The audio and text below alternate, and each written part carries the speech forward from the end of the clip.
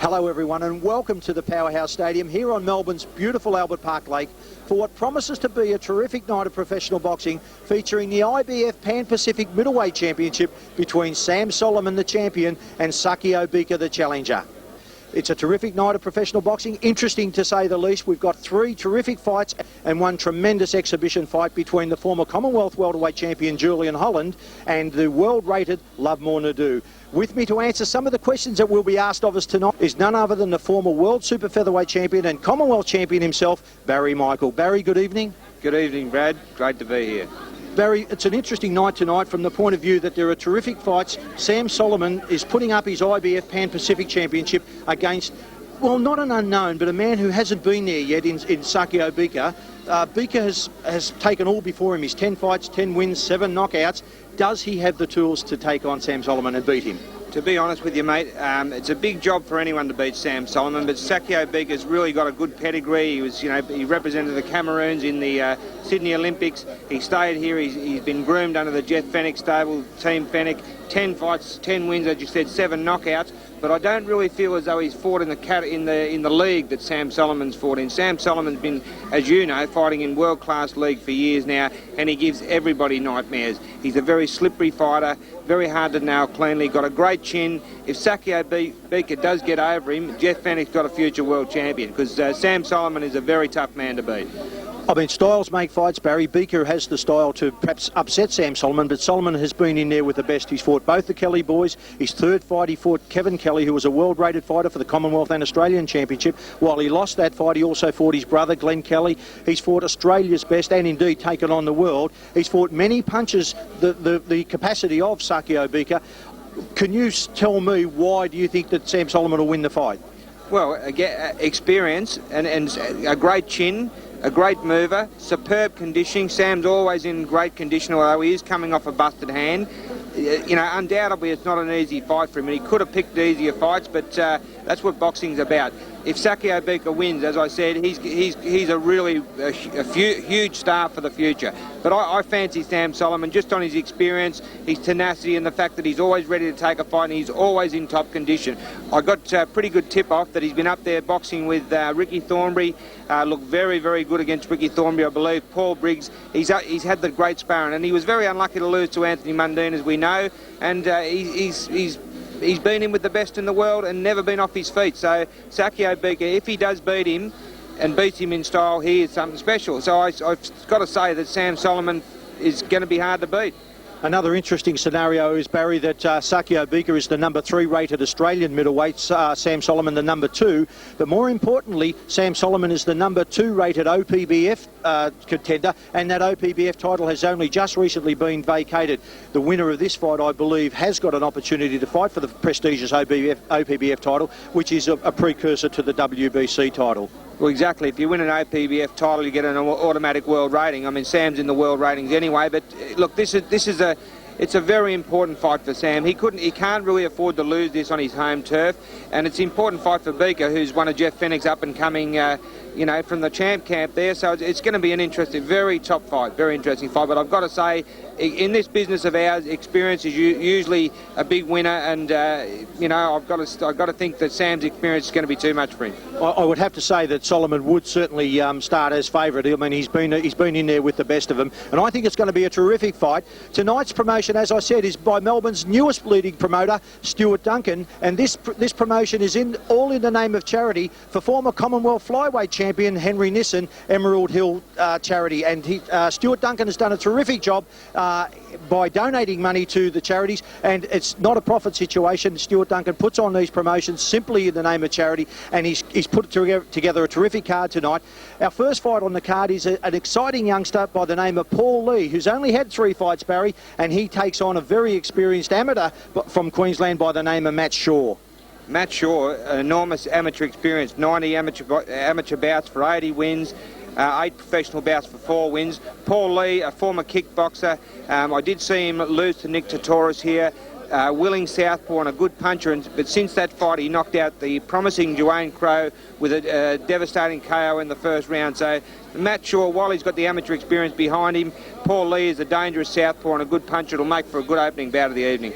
I think it's an even money bet. Matt Shaw's been a winner in his last 3 fights after starting off on the rocky road a little bit, but his true class has come to the fore, and he's won his last 3 in a row, including a very, very good win last time out over Danny Hope, the son of former Olympian Randall Hope. So Matt Shaw is on a high. He's got a new trainer up in Queensland. He lives in Brisbane, and he's doing a terrific job. I spoke with him today, and he's very, very confident of upsetting Paul Lee. Paul Lee, on the other hand, that was a terrific effort to knock out young Dwayne Crowe. Young Dwayne Crowe, I thought he looks a very exciting prospect, and I believe he's been suspended for quite a while because of that knockout, so it must have been a serious knockout. But as I said, Paul Lee's a good puncher, and it'll make for a very interesting opening bout. Our second fight on tonight's show is between Mike Cope, the former kickboxer who, at this very arena some 2 months ago, fought Sakio Bika, and in his first professional fight, he took Bika the distance over 6 rounds. It was no disgrace for Mike Cope to lose to Sakio Bika, and it was a terrific contest. Mike Cope tonight takes on Craig Eden. Now, Barry, Craig Eden hasn't had a fight for a little while. He started off in good fashion down in Geelong by beating Mark Thompson on a TKO in the 3rd round. Since then, he has been inactive. He had a little break from the sport, but he's come back to the sport, and he's very, very confident. Eden has had a very good amateur career. How do you see that one going?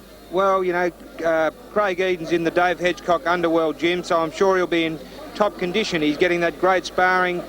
He's been an amateur champion for the Amateur League in 1999, 4-time South Australian champ, 1-time Victorian champ, so he's got a good amateur background. But Mike Cope, you've got to say, you know, he's never had an amateur fight. He's an ex-kickboxer, but to go the distance with Sakio Bika in his first professional fight, he must have something. So that makes for a very interesting fight as well. Well, he's only one of 3 men ever to go the distance with Sakio Bika, the former Cameroon Olympian who represented his native Cameroon in the Sydney 2000 Olympics. And Bika is an exciting prospect. He has power in both hands, so I think that was a terrific effort for him to go the distance with him, Barry. Do you, like me, think that Mike Cope is a favourite in this fight? Well, I would think probably on the fact that, well, look, to be honest with you, I think it's a toss-up, really. But yeah, he must be tough. Mike Cope must be a tough cookie to go the distance with Sakio Bika in his first professional fight. Trained by Bryce Burstwithel down at the Melbourne Martial Arts Centre, and I know that he'll be a very well-schooled young fighter, Mike Cope. This is the one we're looking for. It's an exhibition bout only tonight. The comeback of Julian Holland, followed by the comeback of the Panther, Lovemore Ndou. Julian Holland, a loser in his last fight. He lost his Commonwealth Championship to James Hare in Huddersfield in London back in April 27 this year in an absolute upset. James Hare, an unrated fighter at this stage, looked to be an easy opponent and upended Julian Holland, sadly, and took away his Commonwealth Welterweight Championship and the WBO Asia Pacific Championship. But on the comeback trail, Julian Holland, and also on the comeback trail, again, Lovemore Ndou. Ndou suffered a defeat in his very first fight against a very well-credentialed Juarez in California, and then he won by knockout over June Gores in Hawaii. Now, Lovemore Ndou, you've watched him spar, you know him very, very well, Barry. How do you think he's going to go in his comeback? He has a very important fight in California, in Jacinto in California, in 3 weeks' time, and this will be a good preparation boxing with Julian Holland. I think isn't he going to have a rematch with the guy that beat him, I believe? That's what I think Lovemore told me last time. Whatever, Lovemore Ndou, both these guys are top-class professionals, world-class fighters. Julian Holland, I did tip him to beat Shannon Taylor when he actually won the Commonwealth title by KO. Unfortunate to see him lose in the UK, but he dead set wasn't right for the fight. Lovemore is just a class machine. He's a good boxer, moves very well, fast hands, always in superb condition. These two guys box each other regularly. Going to be a very good exhibition. But both of them have got their future still in front of them, really. Lovemore, you know, coming off that loss, but a win after that, and I'm sure he'll go on from there because he was inactive for quite a while, Lovemore Ndou, and he's a fighter who likes to fight regularly. Lovemore Ndou got a lot of time for him, and I think I'd love to see him. He deserves a world title fight. Julian Holland, he needs to get his career back on the rails, which I'm sure we'll see him do shortly. I know that Julian Holland is looking for a fight against Philip Holliday, the man who did finish Jeff Fennick's career and who just had a big victory on the Gold Coast over Ernie Artango. So I'm looking forward to Julian Holland to get back into action soon, but these two guys are world class, and it'll be an excellent exhibition. The other thing we've got to remember is Julian Holland has only lost twice in his professional career. He's had a record of 32 fights, 30 wins, 2 losses. The 2 losses were to the very well-credentialed Willie Wise, a black American who came out here and fought Shannon Taylor, and who was a world-rated fighter. Julian Holland at one stage, WBC number 8. Lovemore Ndou in the lightweight division, the 135 pounds, was WBC number 2 prior to having a self-enforced break from the sport. So I think that all's looking well for Melbourne boxing, and the promoter tonight, Mr. Stuart Duncan, has really left no stone unturned. He's met a lot of people overseas. He travels overseas regularly in his capacity with as managing director of Solve Communications here in South Melbourne, but he's done a terrific job, and he's got a lot of contacts overseas, and he was able to put this fight together with Steve Quinones, and it's going to be in California in 3 weeks' time. Steve Quinones, a Mexican, a very busy Mexican, a very tough Mexican, and I think that he'll certainly test Lovemore Ndou, but it's a good fight for Ndou to get back on the winner's circle. Barry, one final comment from you on the main event. It's an interesting fight. I know we've spoken about it at length. I believe that Sakio Bika will test Sam Soliman. I don't believe that he can beat him. I think that down the stretch from round 6 probably through to 12, I think it will be, you know, the telling factor. Sakio hasn't been over 5 or 6 rounds, I think, and where Sam Soliman has been on a number of occasions. Your tip?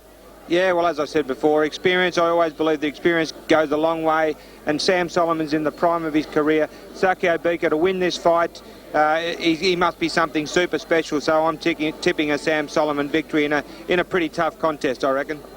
And so there you have it. That's our card for tonight. We hope that you're going to enjoy our card here from the Powerhouse on Melbourne's beautiful Albert Park Lake. It's a beautiful balmy night outside. It's an early night, and we're hoping that you'll enjoy our card, promoted by Stuart Duncan of Duncan Management Services, all in aid of Emerald Hill Mission for the former Commonwealth Flyweight Champion, Henry Nissen.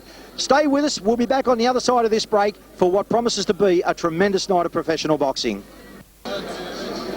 Okay, Howard Lee is my name, and we're at the Powerhouse Stadium for another great Stuart Duncan DMS Promotions night. Stuart, an exciting night of boxing ahead for us.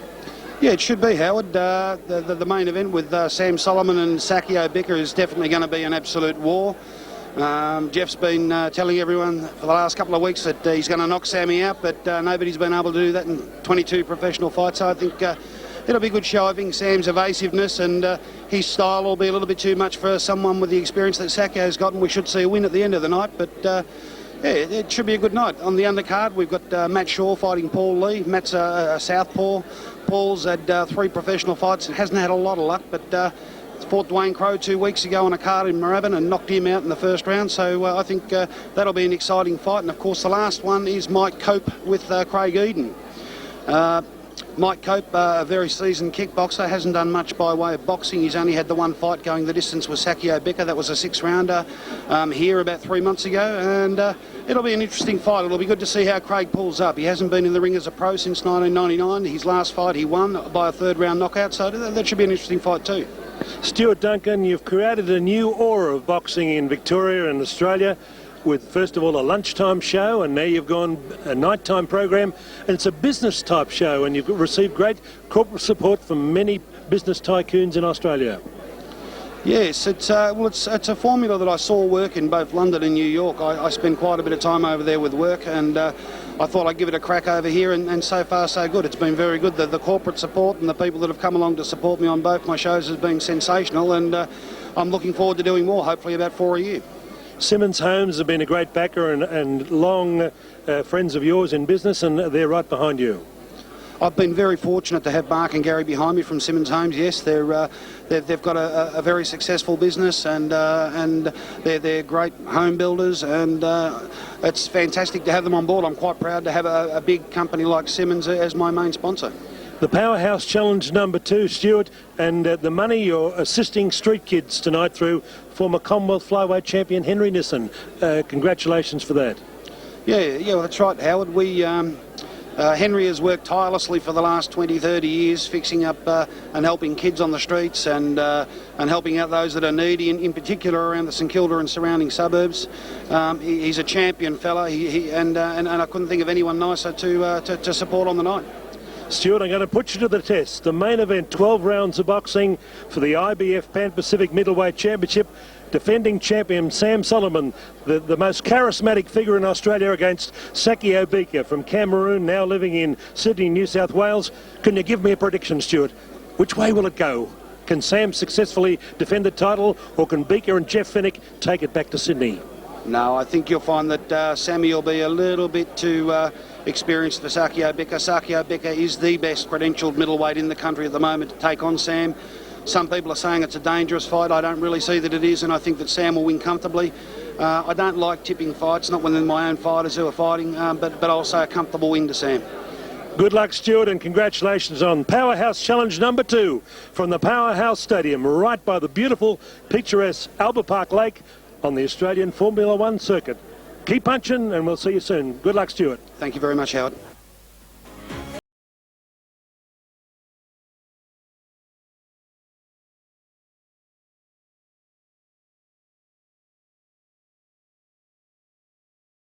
Absolutely everybody.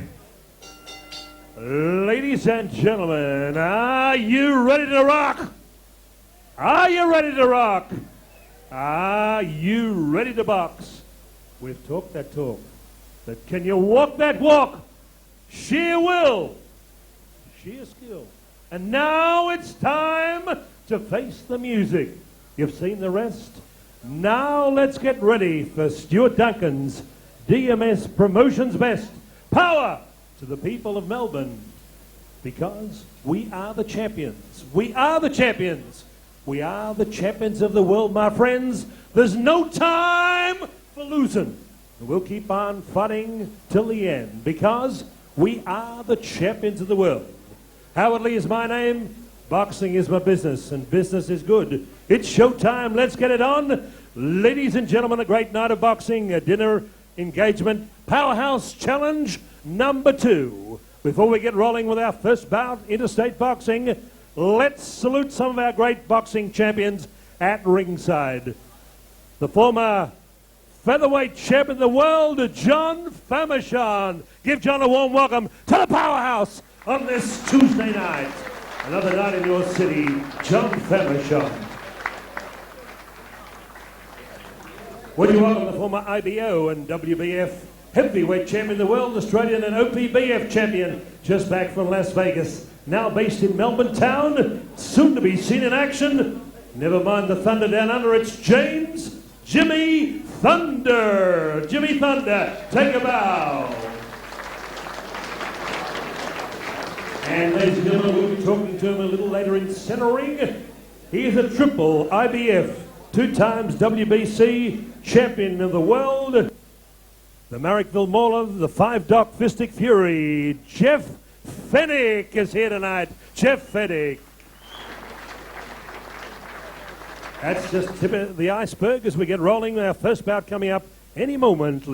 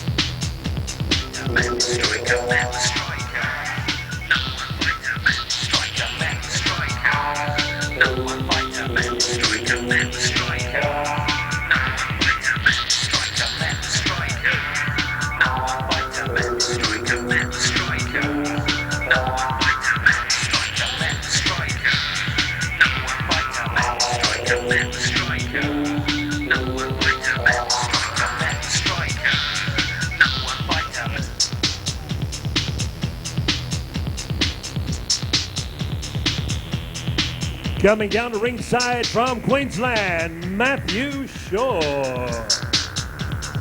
Welcome to Solve Communications team. Good evening to you guys and gals, maybe.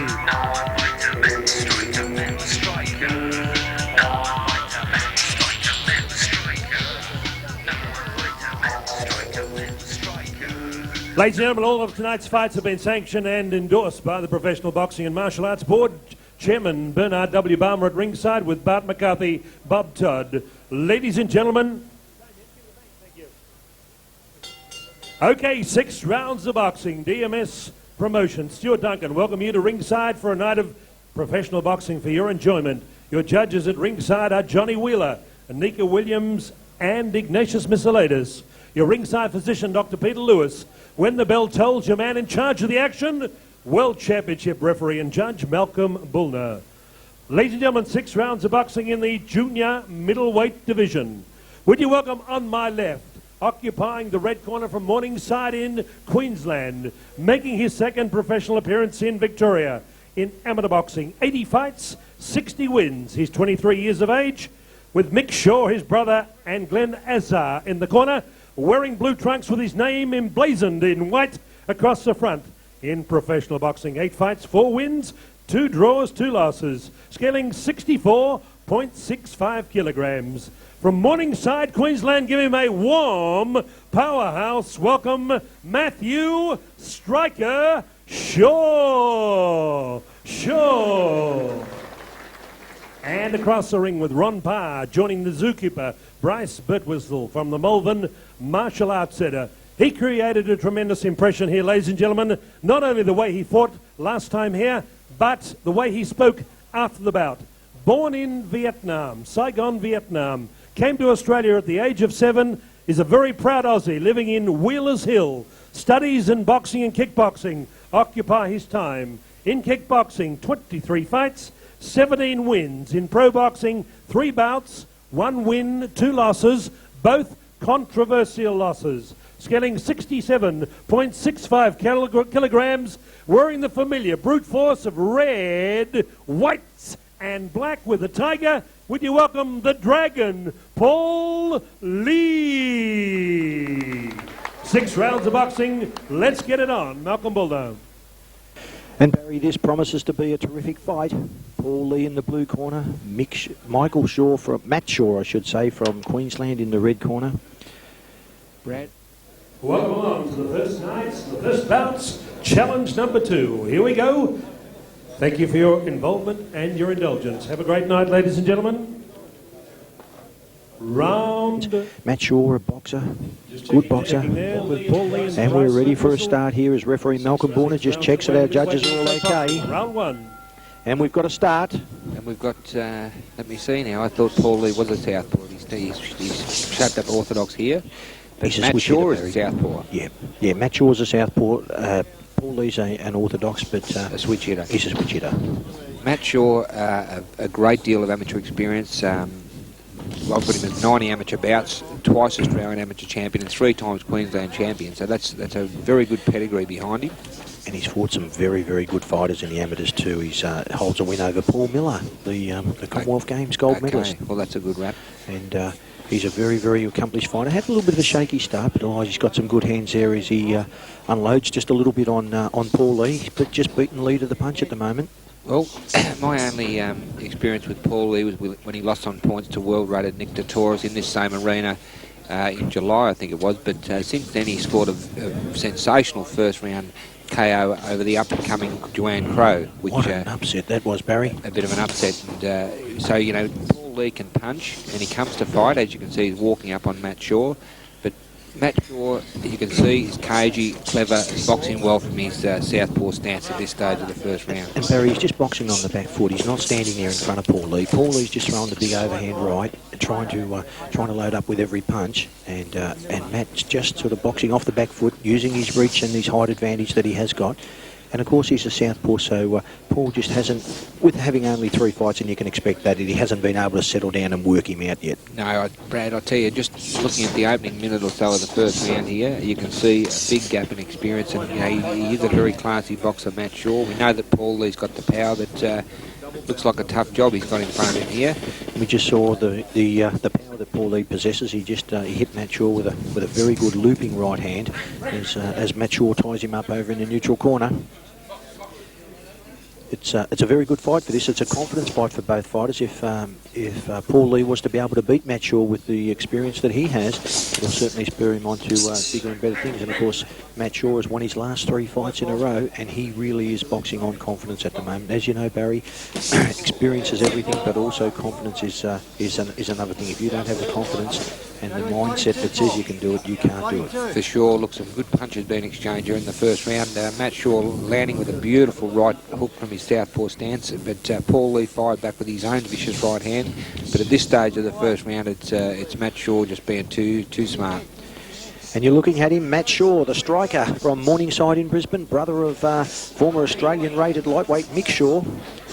And just getting a little untidy in there in centering as referee Malcolm Bullner calls a break. You'll notice that Matt Shaw has his hands high, which is good to see for it. Oh, nice little right hook there.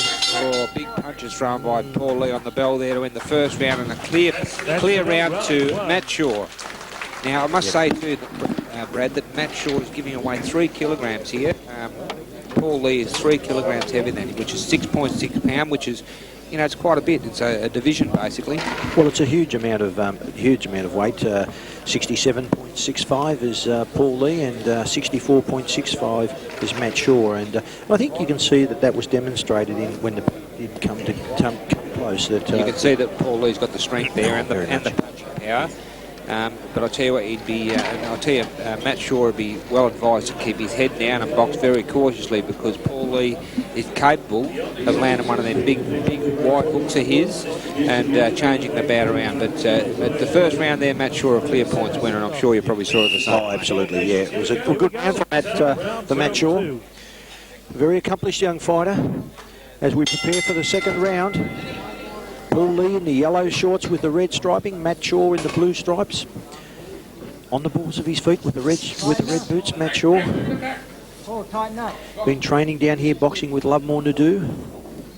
Had some good sparring with Ndou. Oh, beautiful little left cross by Shaw. What he's doing, Barry, is, as you can see, he's getting. Oh, there's that dangerous right hand from Paul Lee. Yeah, I tell you, that right hand is dangerous. It nearly caught Matt Shaw in the first round. And that's Paul Lee's big chance. And Matt Shaw, that certainly got his attention. He's now back on his bike. Yeah, exactly. Just caught him with a good left hook. But Matt Shaw, the more seasoned, the classier boxer, Paul Lee, the bomber, ex-kickboxer, you know, who's just coming off a big knockout over Julian. Wasn't that an upset? Dwayne Crowe, a terrific young prospect. Oh, very good prospect. Too far from him. Get closer. But as we say quite often, Brad, in this sport of ours, one punch just can change. Yeah, just change history. Especially if you've got power in both hands, as that man Paul Lee has.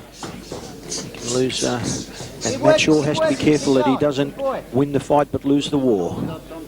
We're in round 2 of 6 rounds here on beautiful Melbourne's Albert Park Lake at the Powerhouse.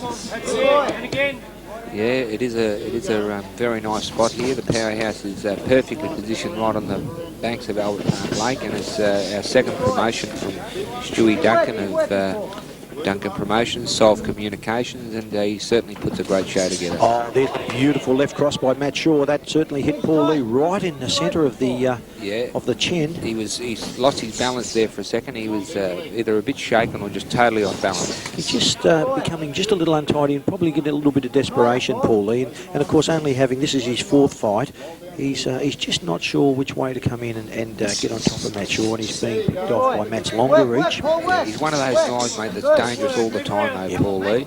Matt Shaw, the far classier boxer from his southpaw stance, picking off Paul Lee, but I mean, you've got to beware of those bombs. Oh, he's in with a puncher's chance right till the last bell, Barry. Lovely left hook the body there from Matt Shaw. Yeah, you're dead right there, in with the shot right till it's over. Using all of the ring, Matt Shaw goes from the left, goes to the right, as Paul Lee goes straight at him, and the pair lock horns. Hands up, tighten up. Don't open up. Very upright stance, Matt Shaw. Here's that nice little left hook again. He probably would be better advised just a little bit, just to tuck up a little bit, because the sort of punches that Paul Lee's throwing, they're the ones that they're very, as you know, when you've got an unorthodox sort of guy who sprays punches and throws punches, they're quite often very hard to read. Exactly, and of course, when you are standing up tall like that, you're going to hit just like that little left hook from Paul Lee, you're going to walk onto every single one of those. And there's a good round. That's a good round, Matt, for Matt Shaw. Yep, another 10-9 round of Matty Shaw. But Paul Lee did land with a few solid ones there. Paul certainly upped his work rate a little bit. I don't think he won the round, but he certainly tried a lot harder. He hit Matt Shaw with a lot more punches and hurtful punches as well. But, of course, the work rate for the whole 3 minutes went to Matt Shaw. Undoubtedly. The flyweight champion of the Commonwealth, a man who's helped many young people on the streets of South Melbourne, Sakio, Geelong and Henry Nissen here tonight. Flyweight champion of the Commonwealth and a celebrity around Melbourne from the Emerald Hill Mission. Steve Jackson coming up next with his option with Marcus and the team. Coming up next after this fight. You're in the opening fight of the night, ladies and gentlemen. This is the second of Stuart Duncan's Duncan Management Services Boxing Promotions here. It's a dinner show on a beautiful balmy night here in Melbourne. It would be all of 20 degrees outside, I think, Barry, and it's a nice night here on Albert Park Lake. Well, Brad, coming from Queensland, you must appreciate our beautiful weather in Melbourne because we get 4 or 5 seasons in a day. But it is quite nice tonight, very balmy evening, as you said. And we're into the third round. Matt Striker Shaw in the blue shorts versus Paul Lee, the Dragon.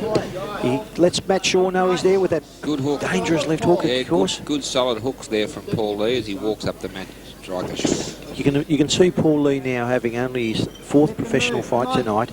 But by golly, what about this young man when he's had 20 or 25 fights? Isn't he going to be something special? Yeah, he's very strong. He's a very strong puncher. He just needs needs experience in the. Well, he's been a kickboxer for quite a while, but it's a totally different sport. You stand differently and position yourself differently, but he's doing well here. So far, he's going better at the start of this third round. Matt Shaw using both hands there, just working off the back foot, on the back move. Paul Lee putting the pressure on a lot more this round, really having a go. I think what if I was in his corner, all I could sort of say to him is just, instead of throwing the looping punches, is to straighten his punches up, go straight at him, try and work him into a corner and keep him there and go straight at him. Head straight down the pipe if he can. The looping punches are not going to work with a southpaw, tall southpaws. Matt Shaw makes him miss and then makes him pay. Looks back to his corner and said, "How do you like that?" Oh, he was wobbled. He's hurt. He's hurt. And Matt's holding on now. There's that punch, Barry. We said it's a dangerous punch as Paul Lee comes in. Paul Lee landed a right hand there. Matt Shaw's come back well, but he was badly shaken. His legs almost, he did the hula almost there. My golly, he possesses some power, Paul Lee. Yeah, and I was just going to say as you were commentating there, Paul Lee looked very determined to land that big punch. If I was in Paul Lee's corner, I'd probably tell him to concentrate on the body, which he's doing, and then come over with those big ones to the head. But that was a cracker of a right hand there. That's a good call, Barry, because I'll tell you why, the body's very hard to move. They can move the head very easily, but the body, it's just so very difficult to move. Once you slow that body up a bit, it's a lot easier to hit it. Certainly a better round for Paul Lee. I don't think he's winning the round, but he's certainly upped the ante a little bit. He's let Matt Shaw know that he's there, and if he wants this fight, he's going to have to take it off him. Oh, mate, I tell you, I think this is anyone's round at the moment. I'd even tend to lean towards Paul Lee this round so far. I think he's landed some good shots. Well, certainly the power shots have come from Paul Lee. Ooh, big right hand in this one there. Matt Shaw looks a bit in a bit of bother there. He's certainly been upset a bit this round. He's been shaken by the power of Paul Lee. Well, he knows that Paul Lee has got some power. And of course, it's very hard when you've won the first 2 rounds to stay on your bike and stay in control and not lose concentration. Good, Paul Lee's landed with his left pretty well a couple of times this round as well. Yeah, he's got a good left hook. Just becoming a little untidy. He just doesn't know how to sort of get in without... Good front punches, Matt Shaw. Yeah, I suppose, Matt Shaw, the scoring punches, the majority of the scoring punches from Matt Shaw, but a far better round from Paul Lee. Far better round. I've given him a share of that round, Paul Lee. Against my better judgment, I think that Matt Shaw might have just shaded the round, but I give him a little bit of extra credit, Paul Lee, because he certainly stunned Matt Shaw in the early part of the of that third round. No, he definitely had him badly shaken. His legs almost crossed at one stage there. He did. He certainly knew he was there. He is the man who negotiated world title fights for Anthony and Deland Mundine and Rick Thornbury against Ken Hockey, the IBF super middleweight champion of the world. Good to see we have a galaxy of stars here tonight, Barry Michael. It's terrific to see. It sure is. It's you know, a credit to Stuart Duncan, the shows that he puts on, and the quality of people that he draws to these events. Victoria's newest promoter and soon becoming Victoria's best promoter. And that's, let me tell you, that's a big mouthful as we prepare for the start of round 4. I must say, at the start of round 4, it's great to see Simmons Homes here as the major sponsor. Simmons Homes were my major sponsor at the casino last year. Gary Simmons, an ex-fighter himself, one of the biggest building companies in Australia. Absolute gentleman, the Simmons boys. Mark Simmons and his father, Gary Simmons, here watching about. Gary, an ex-undefeated professional fighter. A very good fighter as well, Gary Simmons. Yep, so it's great to see him supporting our great sport. And a very, very nice man as well. I had the pleasure of meeting him today, and he supports Stuart Duncan, but more importantly, he supports the sport of professional boxing. He sure does. As Matt Shaw goes to work on Paul Lee again with that damaging little left cross of his, Paul just can't sort of seem to get out of the way of that punch because that left cross comes across in an odd angle. He doesn't really know how to handle Matt Shaw. It's really, well, he's just walking up, having a swing every now and then like that. He's a bit bemused by the southpaw style, and also Matt, he's a very good boxer, very good technical boxer, uses the ring well, hands held high, jab moves, he's making it very hard. He's not a stationary target. No, he's not. He's moving around to his right, which of course nullifies the right hand, the left hand of Paul Lee, but he's just hitting Paul Lee with that little short right hook every time he comes in. And of course he's staying on the back foot. There's the little left cross again, followed by the left hand that missed the target. Paul got a little bit of swelling over his left eye now. He's walked into a couple of those punches, but he hasn't stopped trying. We'll give him 100% for his ability to try. Yeah, no, Matt Shaw, boxing a very good fight. He's winning the bout well, using the ring well, but in boxing, we've said a million times, when you've got someone that can punch like Paul Lee, as he did against Joanne Crow, who's a very, very good boxer, competent young boxer with a big future, a fight can turn around with one sensational punch. Oh, very much. And we've seen it so many times, Brad. Oh, yeah. And of course, that's what keeps the sport of professional boxing interesting. And when you're in the ring, you have a 50% chance of winning that fight. Paul Lee very desperate there. Missed by about 3 foot with that right hand. Well, Barry, if you look at his footwork, he's got no footwork as he comes in.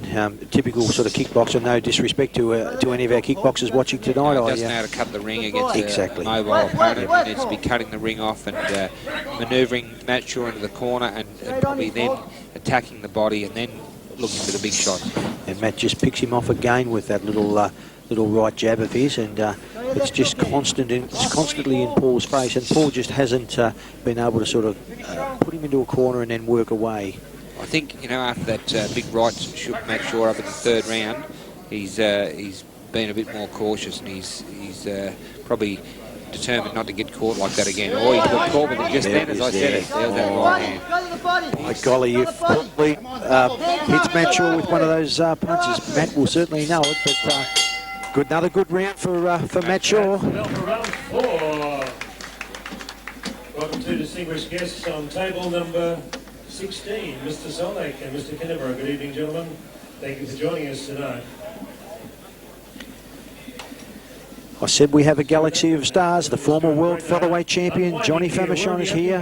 Former great amateur and triple world champion Jeff Fennick. And triple world champion Jeff Fennick, who's the trainer of Sakio Bika, came here yesterday, and they're very confident of upsetting Sam Soliman, taking away the IBF Pan Pacific middleweight title. We've got one of the best heavyweights that's been produced in this country, probably ever, Jimmy Thunder, who's camped in America for the last 7 years.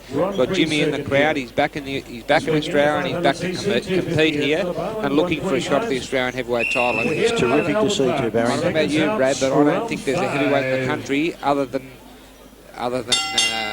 maybe Carly Meehan. Maybe Carly Meehan is about the only man I can see giving him a run for his money. And I can tell you, everyone, that Jimmy Thunder has been matched on March the 1st here in Melbourne at the new Netball Centre against former Australian heavyweight champion and number 2 rated heavyweight Colin Kid Wilson, and that is going to be a terrific fight.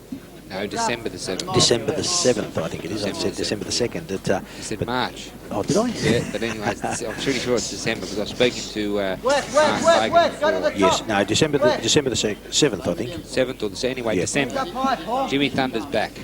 And it's great to see the Thunder from down under who's returned. Throw your hook. Back to the better action now as we see Matt Shaw in control of this fight. Yeah, Matt Shaw boxing well. Good to see in the blue corner, in the corner of Paul Lee, Bryce Birtwhistle, very experienced martial artist in his own right. Yeah, Bryce has been around a long time, and he certainly knows his way around a boxing ring or a kickboxing ring, that's for sure. Melbourne Martial Arts Centre, if you want to learn something about the sport of professional boxing and kickboxing, go and see Bryce down at the Melbourne Martial Arts Centre.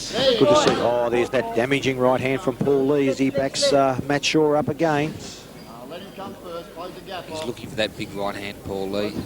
Mick Shaw and Ben Azar, Matt's trainers and managers in the corner, saying to him, stay on that back foot, keep those hands up, move from left to the right, and he's doing that with absolute aplomb, is Matt Shaw. He's boxing well from the outside, Matt Shaw. He doesn't want to get involved in a slugging match with a heavier and more powerful puncher in Paul Lee. Well, if he does, he'll come off second best. Oh, yeah. He will come off second best. And this is a game, this is a sport of skill, and Matt Shaw is certainly showing that skill at the moment. Also good to see in the blue corner, Ron Parr, travelled all the way over from Western Australia. Very fine martial artist, promoter extraordinaire in Western Australia himself. Come over to put his seal of approval on Matt Shaw as Paul Lee, Matt Shaw unloads on Paul Lee, lefts and rights ahead. Matt Shaw with some blood coming from the nose now. He certainly felt that right hand from Paul Lee. Oh, that right hand of Paul Lee's, he's certainly very solid. Every time it's landed half clean, Matt Shaw's felt it.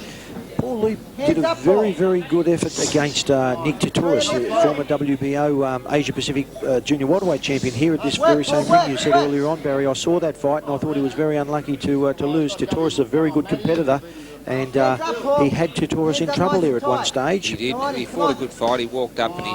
Look, at the moment, Paul Lee's lucky experience. And he's fighting guys that have... Matt Shaw's had a lot of experience. He's fighting guys that have had a lot of boxing experience. He is a good puncher, Paul Lee, as shown by that knockout against Julian Crow, and also the punches that he's already landed here tonight. But, he's had some tough matches. He's fought two beautiful shots there, Paul Lee. Wasn't that a beautiful little short left, straight left and right hand? And that's another terrific round for Matt Shaw. Welcome, former national champion, soon to be back in action from Alternatives, Lim Checker. Good evening to you, Lim. Also, Faye from the Ink. Good evening to you, Faye. Thanks for your great support for Sam Soliman. And it's a good round for Matt Shaw, a good fight as we see the end of the fifth round. Matt Shaw in charge. One round to go, and at this stage it looks like a clear victory to Matt Shaw, but you never know. It's not over till the fat lady sings. That's for sure. And when you've got a puncher, things can happen suddenly. But the way I see it, Matt Shaw listens to instructions, keeps his head down, keeps moving. He should run out a clear points winner here. As we look at the red corner, you'll see that there's no panic in the red corner. Mick Shaw and Glenn Azar tending to their young charge. No panic. Just calm, cool and collected.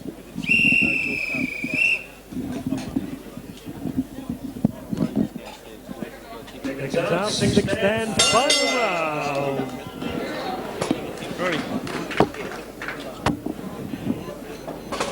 Okay, the sixth and final round between Matt Shaw from the red corner and Paul Lee in the blue corner. At this stage, Matt Shaw leading on points very well as we're in the final round, but has been shaken a couple of times, Matt Shaw, by the big right hands from a courageous Paul Lee. And we're into the sixth and final round of this first fight on tonight's big card from the Powerhouse here on Melbourne's beautiful Albert Park Lake. And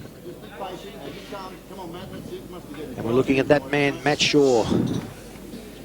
Boxing a smart fight at the moment. Oh, he is. Brad staying away, using the ring. And his vast amateur experience has really brought him through here. Oh, there's that dangerous right hand from Paul Lee. Good boy, Paul. I have the feeling, Barry, that if he hits Matt Shaw, he's really going to hurt Matt Shaw with that. I think he'd knock out an elephant with that right hand if he lands. Oh, there's a big left hook by Paul Lee as well. Matt Shaw fired back well. He was. I don't think he was caught too cleanly there. He certainly wasn't shaken. But yeah, I think you're right, Brad. I mean, we've got the power to put Matt Shaw up, but he'd need to land cleanly, and I'll tell you what, it's easier said than done. Oh, there he goes. Just as you speak, Barry Michael. But well read, Barry. There's that powerful left hook that certainly caught the attention of Matt Shaw. Matt Shaw keen to stay away here as we must be, coming towards the end of round 6. It's a matter of preservation for Matt at the moment. I think he doesn't worry about the last round. He's ahead on our unofficial card here, and no doubt the judges would like what they see as well. But it's a matter of just seeing this fight out as he walks into another big right hand from Paul Lee. Yeah, I'd be. If I was Matt Shaw, I'd be making sure that I stayed well away in this round because Paul Lee very determined to land that big one. Matt Shaw hasn't given up trying. He throws a little uppercut there. He stands there flat-footed in front of Paul Lee. At this late stage, it's something that I would be reluctant to do, but he is certainly very, very confident, is Matt Shaw. He can't come forward, he's just a backwards mover. Big swinging left hook there from Paul Lee. It was ineffective. Experience has beaten Paul Lee tonight, Barry. It's just one of those things that I think he's got all the ability, he's got the power, he's got the ability, he's got the desire, the mental strength, just experience. He's lacking in experience. Look, to be honest with you, I don't want to be too critical, but hand speed's a big thing too. I mean, we could work on his hand speed and combinations. I mean, he's intent on the big swings more than anything else. He's got the power, he's got the necessary tools we need. But the physical strength is tough, but he certainly needs work. He does, and of course it's just a matter of just going back into the gym, and he'll be the better fighter for this, And that's the end of the fight, and that's a terrific little contest for our start here tonight. Matt Shaw and see Paul Lee come over to the red corner to congratulate Mick Shaw and Matt Shaw. Good sportsmanship from Matt Shaw. Welcome, Charlie Daniel, the former Port Melbourne great. Good evening to you, Charlie. Thank you for joining us at ringside.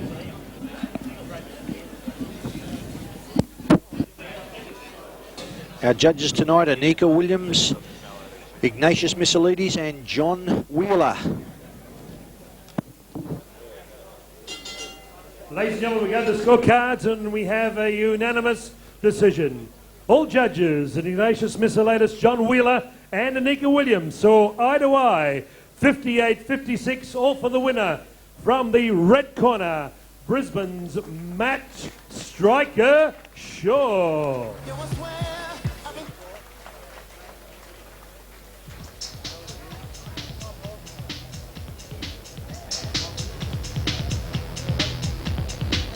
Okay.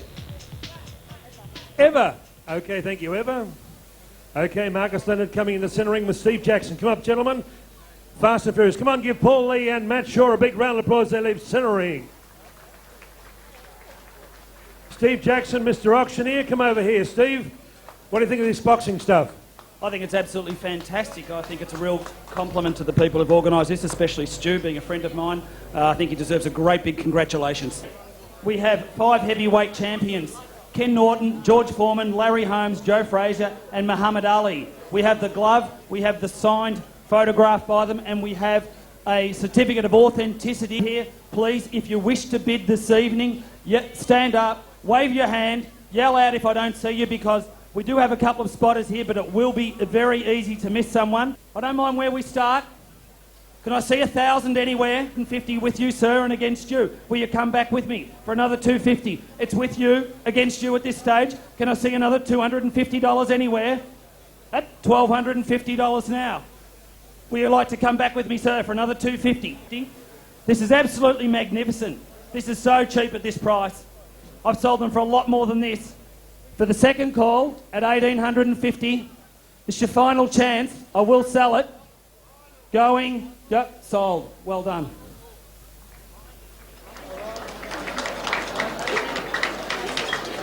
First, Tiger Woods personally autographed photo with print. Authenticity certificate on the back, as you will see when the girls walk around. At $2,000. Going, sold. Well done.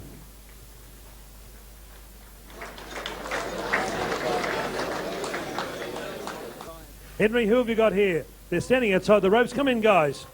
Gosh, standing outside the ropes. Henry, explain what Stuart Duncan's doing for you and your colleagues. Folks, I'd just like you to know that it's a bit hard at times. I work with a lot of people in a lot of different situations, and they're desperate situations. These are three of the lucky young three people who I'm helping that I don't have to do too much for them to get them to help them improve their lives. But some of the kids that we help are on death row, dying on drugs. Some of the kids are going in and out of jail. Some of the young kids are homeless. Some of the young kids just haven't got any money because their parents are poor. But the thing is, I appreciate everybody turning up here tonight to help the cause, because it'll help a lot of people to improve their lives. So thank you all for your support tonight. Thank you. Well done, Henry Nissen and his team. So don't go away. We're coming up with bout number 2. Craig Eden will be stepping into the centre ring against Iron Mike Cope in our semi-main event at the Powerhouse by the beautiful Albert Park Lake on the Australian Formula One Grand Prix circuit. Stuart Duncan is your promoter in association with Simmons Homes and Beyond. We'll be back. Keep punching. Coming through the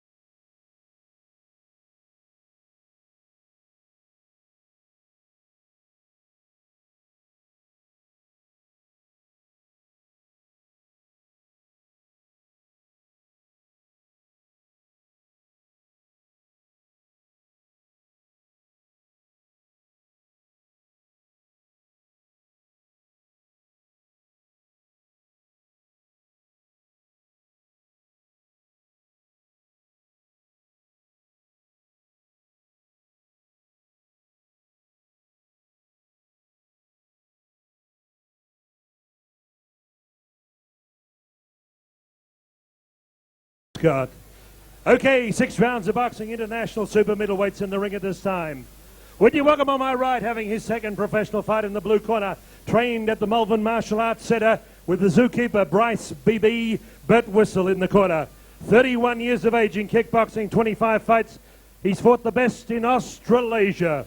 In professional boxing, made his big debut here against Sakio Bika not so long ago. Originally from Dunedin, South Island of New Zealand, now based in Narre Warren, Victoria. Scaling 73.10 kilograms, the familiar brute force trunks of blue gold, red with the tiger. Would you welcome Iron Mike Cope? Iron Mike Cope in the blue corner. And across the ring with Mr. T, the Matrix, Matt Trihey from the Underworld, joining Dave the Rock Hedgecock in the corner.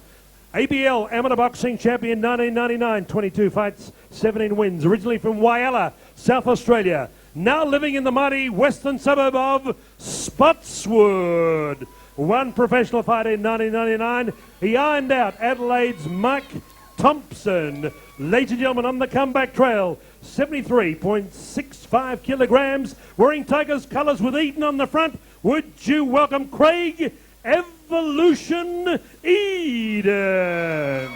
Judges at ringside, John Wheeler, Anika Williams and Malcolm Boulder, your referee in charge, Ignatius Miscellaneous, Damien Membry, tolling the bell. Let's get it on. It's showtime at the Powerhouse. Fight number 2 here at tonight's big promotion at the Powerhouse. Our referee, Ignatius Miscellaneous. Okay, Michael, keeping the show rolling. A 10-point must system for all judges here. All bouts sanctioned by Sports Minister Justin Madden through Chairman Bernard W. Barmer. Here we go, 6 rounds of boxing. International super middleweights in the ring. The Powerhouse Challenge comes to bout number 2. Round 1. Might go the distance, Sakio Bika. A good effort by Mike Cope. Terrific effort, Barry. Craig Eden comes straight at Mike Cope and throws a couple of left leads at him. Tall, rangy Craig Eden. Craig Eden coming from the powerful Underworld gym with Matt Tryhe, a very good friend of mine, and Dave Hedgecock, also a very good friend of mine in the corner. Tremendous competitor, Dave Hedgecock. Very well skilled at his trade, knows what to do, knows how to bring a fighter up for any fight. Old school friend of mine, Dave Hedgecock. Is that right, Brad? Okay. Yeah, we went to school together, Preston Institute of Technology. Okay. Craig Eden looked good here in the opening minute. Looks a relaxed sort of fighter. Barry been out of the ring for a couple of years. Yeah, he's won professional fight with 1 knockout victory, but he looks good here in the opening minute or so. Has got a good left lead. He's been using that left lead, and he's taking the fight up to Mike Cope. Although Mike, not to be outdone, he's a very game, very rugged competitor, Mike Cope. Will try everything in the book to keep himself in this fight as he goes over the top with a little right hand. A little uppercut. Good kit of punches there from Mike Cope.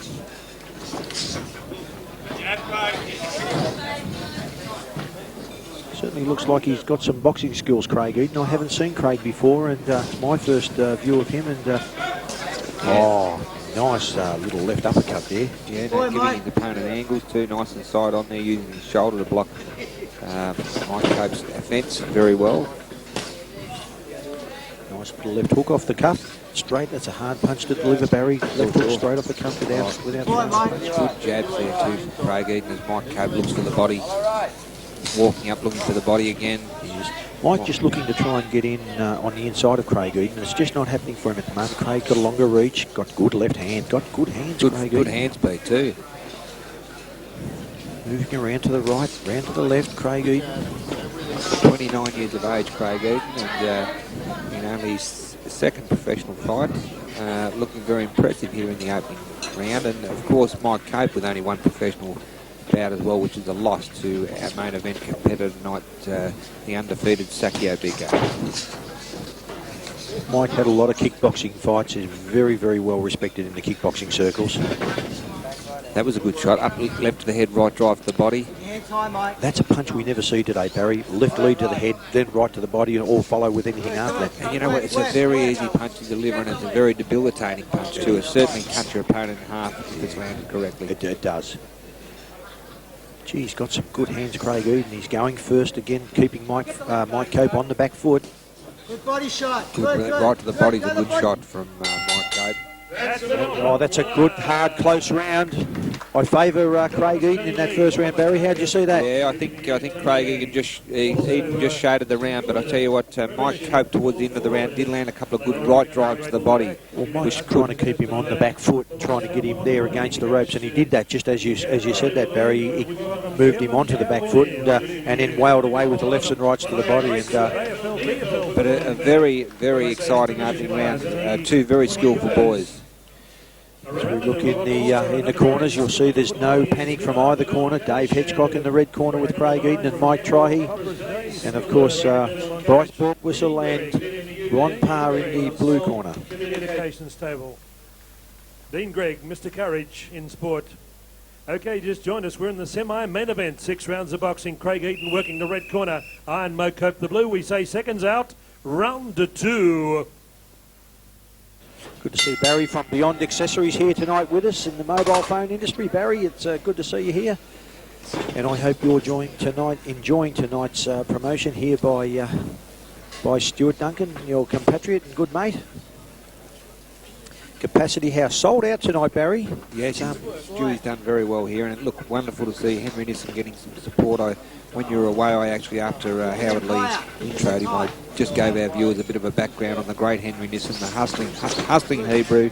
He was a undefeated Commonwealth champion, about number 3 in the world flyweights at one stage, and unfortunately, cuts finished his career. He started to get cut and ended up retiring prematurely, I thought, because of bad lacerations to the eyes. But a great competitor and super stamina and a super strong guy for a flyweight. This fight turning into a war here as Mike Cope's unloading. Certainly a good round for Mike Cope. He's let Craig Eaton know his intentions in round number 2 of 6. Good hard punches to the body, to the rib area there by Mike Cope. Yeah, I think he realised he had a bit of success in the first round with that right drive, and he's trying to continue that on here in the second round. Very relaxed for a boxer, Mike Cope, considering his vast kickboxing experience, as Craig Eaton walks on the little right hand there. With a little bit of strife there now, Barry. Good work from Mike Cope there. Good solid punches, Mike Cope. Lefts and rights. Craig Eaton not to be not overawed by this situation tonight. He gets under the right hand nicely, shows some good defence. Very capable boxer, Craig Eaton. Good hand speed, good kit of punches. It always, when he hasn't fought since 1999, he's been out of the ring. I mean, he looks in good condition, but there's nothing that actually beats competition. Nothing like match fitness, Barry, is there? No, he certainly knows his way around a boxing ring. He's had a good amateur career, as you mentioned a little earlier on in the super amateur career. 4-time South Australian champion, once Victorian champion. He's been around the amateur ring, but at this stage, Mike Cope really putting the pressure on him, Craig Eaton. There's that right to the body, and it's starting to hurt him. Oh, and a left hook, that certainly caught his attention. This is a good round for Mike Cope. He's backing Craig Eaton up in the blue corner. As the pair go at it, left and right. Both boys, but I'm telling you, the punch that turned this fight around is that right drive to the body. It's taken to the chest area. It's really sapped him. I've seen it. You can see the look on his face, that last one he copped. And Barry, it's hit him right on the corner of the rib cage, just on the corner there. And Barry, as you know, they're just painful. About stops your heart. It does. Craig trying to get back with that left hand, trying to keep out of trouble. Mike Cope goes straight at him. Lefts and rights as he backs him up onto the ropes again. Oh, and there's that little right hand again. Certainly the power looks like it's with Mike Cope. Better round for Mike Cope, and Craig Eaton in a bit of bother here. It was an excellent round, but definitely a good round to Mike Cope. Yeah, terrific round for Mike Cope. More celebrities at ringside. The man who stumped Tony Barber on Sale of the Century. Don't think he's just a quizmaster in the Herald Sun each day, but Kerry Young was a New Zealand amateur champion. Good evening to you, Kerry. Great to have you back in boxing. Former judge with the Australian National Boxing Federation. Kerry Young, one of our guests at ringside, New Zealand amateur champion. And 4 times aerobic champion of the world, a lovely lady who's a regular supporter of John Cheetah's kickboxing shows, Sue Stanley. 4 times world aerobics champion, soon to be challenging for world honours again. Sue Stanley sitting on the VIP table with the big guns, Wheatley, Fagan, Hartman, Duncan, the big guns on table. Don't know what the number is, but they're there. Seconds out, round 3. Damien Membry tolling the bell here tonight. We've got a fight on our hands, Barry Michael. We sure have, Brad. Mike Cope looked good there. Craig Eaton looked good in the opening round. Mike Cope got on top in the second with some good body punching and good short head punches up close. There's that nice left hand again from Craig Eaton. Oh, he's got a beautiful left hand. Yep. And he gives angles. He does some very good stuff. But I tell you, I just think that the pressure from Mike Cope's going to be too much here. Yep, Mike just going straight at him. Hit Craig just with that little short right hand again. Mike Cope in the yellow trunks with the blue band and striping, and Craig Eaton in the black shorts with the yellow stripe, with the name Eden emblazoned on his right leg. Mike Cope purposeful, really going straight at Craig. He needs to go straight at him because Craig's got a longer reach, and in that first round he certainly kept Mike at bay. You know, both boys have got a good kit of punch. Both appear to be pretty solid punches. Barry, this is a good little fight. This is a very even fight. There's that dangerous right hand. That's a hurtful punch, but Craig Eaton comes back with lefts and rights of his own. He's got Mike in trouble at the moment. Lefts and rights in the In the neutral corner, Craig Eden has Mike Cope in a little bit of trouble. Mike Cope in a little bit of trouble at this stage. Cope turns him around. Cracker of a fight, this. What a good fight. Mike Cope walking up again. He's looking for that shot. There it is. Oh, that debilitating right drive to the body has been a winner for him here. Barry, you've picked it from the very first time he threw it, and every time he hits him, he really doubles him up. Our judges tonight are Anika Williams, John Wheeler, and WBC referee and judge Malcolm Borner as Mike Cope unloads with a right hand to the head of Craig Eden, and Craig fights back. Yeah, what a fight. A couple of beautiful, vicious, what a good round. Solid jabs from Mike Cope before they shot. Another big right hand by Craig Eden on Mike Cope. Mike comes back with his right hand of his own. Oh, it's a good round. They're both equal to the task, this, Barry. This is anyone's fight. This is a terrific round. At the moment, it's anyone's fight. It's, I just think that the body shots are going to tell on Craig Eden. Especially down the stretch. After round 3, we'll go 4, 5 and 6. That's where it'll tell. Of course, he hasn't had a fight for 2 years, Craig Eden, and it'll tell down the stretch. Tell you what, at the moment, they're bombing each other, though. Look at the kit of punches from both. Uppercuts, hooks, rips. You're looking at two men. Mike Cope, one professional fight. Craig Eden, one professional fight. And they can't get any evener than this. And you wouldn't believe they both have one pro fight. One professional fight. Both very classy fighters. Oh, what terrific skills. Oh, and a nice little over-the-top right hand from Mike Cope as he backs Craig Eden up onto the ropes in the neutral corner. Good hook from Craig Eden off the ropes. Oh, slapping right hand from Eden as he comes in again. Big punches from both boys. Craig Eden on top, bombing away. Cope comes back. Oh, he's hurt it. Barry, talk us through this. What a war this is. Oh, what a terrific... Oh, what a great round. Wow. Official card, it can't get any closer than that. That was sensational. I had Craig Eden sort of coming out, running into a couple of bombs of Mike Cope. Mike Cope came back with those magnificent body shots, that right to the body that tightened him up. And of course you cannot get any closer than this. No, this is a sensational second bout of the evening. Stuart Duncan from Duncan Management Services, congratulations on your matchmaking ability in this, the second promotion of your dinner shows here at the Powerhouse. And after the end of the third round, Barry, with one professional fight each, we have it at 29 each on my unofficial scorecard. How close can we get it? We can't get it any closer than that. No, that's for sure. It's anyone's fight here. Both fighters are going to have to dig deep from here on in, but I really tend to think, and I could be wrong, that Mike Cope body punches might tell, although Craig Eden looking as fit as a fiddle as he comes out for round 4. Yep, just a little problem there with the mouth guard of Mike Cope. He's a very game, committed young man. Mike Cope, that man in the yellow. Okay, and they'll be at it very shortly. I might remind our viewers that all fights tonight are under the guidance of the Victorian Professional Boxing and Martial Arts Board. In attendance are the Secretary, Mr. Bart McCarthy, the Chairman, Mr. Bernie Barmer, and board members, Mr. Bob Todd and Scott Brower. Our referee this evening is very well credentialed, Mr. Ignatius Missilides. And have we got a fight on our hands? Both boys quieting down a bit at the start of this round. Well, there was a lot of petrol used up in that last round, Barry. Oh, undoubtedly. Craig Eden turned southpaw there and walked into a right hand. Yeah. I don't think he'll do that too often. But, I mean, you've got to be very confident, very skillful to be able to do that. And you know, you've got to have the confidence to say, there's a fight that's in the balance and I'm going to turn southpaw and change everything around. For sure. But both boys are well schooled. But, you know, both got a real good kit of punches. We're fighting tonight in the super middleweight division. Oh, there's a big right hand by Mike Cope. And again, Mike Cope, big right hand. That right hand, Barry Michael, is doing the damage as you called. Yeah, he timed that well. He rode Craig Eden right back and came back with his own crashing right hand. What a good effort. Lovely clean jab to the head there from Mike Cope. Mike Cope last night weighed in at 73.1 kilos.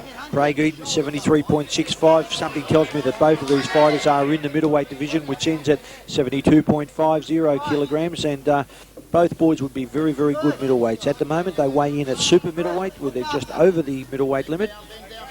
Craig Eden boxing well on the back move. Mike Cope walking up, looking to corner him.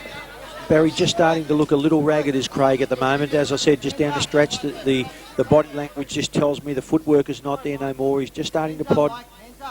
He pulls himself together every now and then and strings together a good combination. But I know what you're saying, Brad. He is starting to tire, undoubtedly. Oh, there's that overhand right hand that went straight over the left lead of Craig Eden. And he's just trying to keep his composure, Craig Eden, trying to stay on top of his game. Tell you what, it's close. It is a close, yep, it's a close round too. Mike Cope has certainly delivered the harder blows. Lefts and rights by Cope. As he backs Craig into the neutral corner above our commentary position here. Craig throws left rights to keep him away. Mike Cope, there he goes, that right drive to the body again. Been a winner for him all night here. Good left hook from Mike Cope. The other thing, Barry, is that that Mike Cope is keeping Craig on the back foot now, so he's in the defensive mode, and he can't throw his left lead because he's working off the back foot now. Craig Eden is just sort of seems to be struggling a little bit. That's a terrific round. That's another good round for Mike Cope. Certainly Mike Cope's round. Round 4 is down in the book. Mark and Gary Simmons, thank you for your ongoing support of Stuart Duncan DMS Promotions and Beyond Accessories. Good to see that at the foyer is coming up on the first to engage a number of our sponsors tonight, and one of those sponsors is Mark White, Super Finish Panels. Mark White, I know he's here. I'm looking over at him in the crowd with his friends there on the table, and they certainly look like they're enjoying tonight's fight. Mark, I know you enjoy the fights and you support Stuart Duncan in his efforts to bring boxing back to Victoria, which has always been the premier state when we talk about professional boxing. Victoria is it. Yeah, good to see boxing really kicked on in the last year in Melbourne. We've got some seconds out. Huge things coming Round up with 5 coming to Melbourne to fight in January. We've got Jimmy Thunder back in town.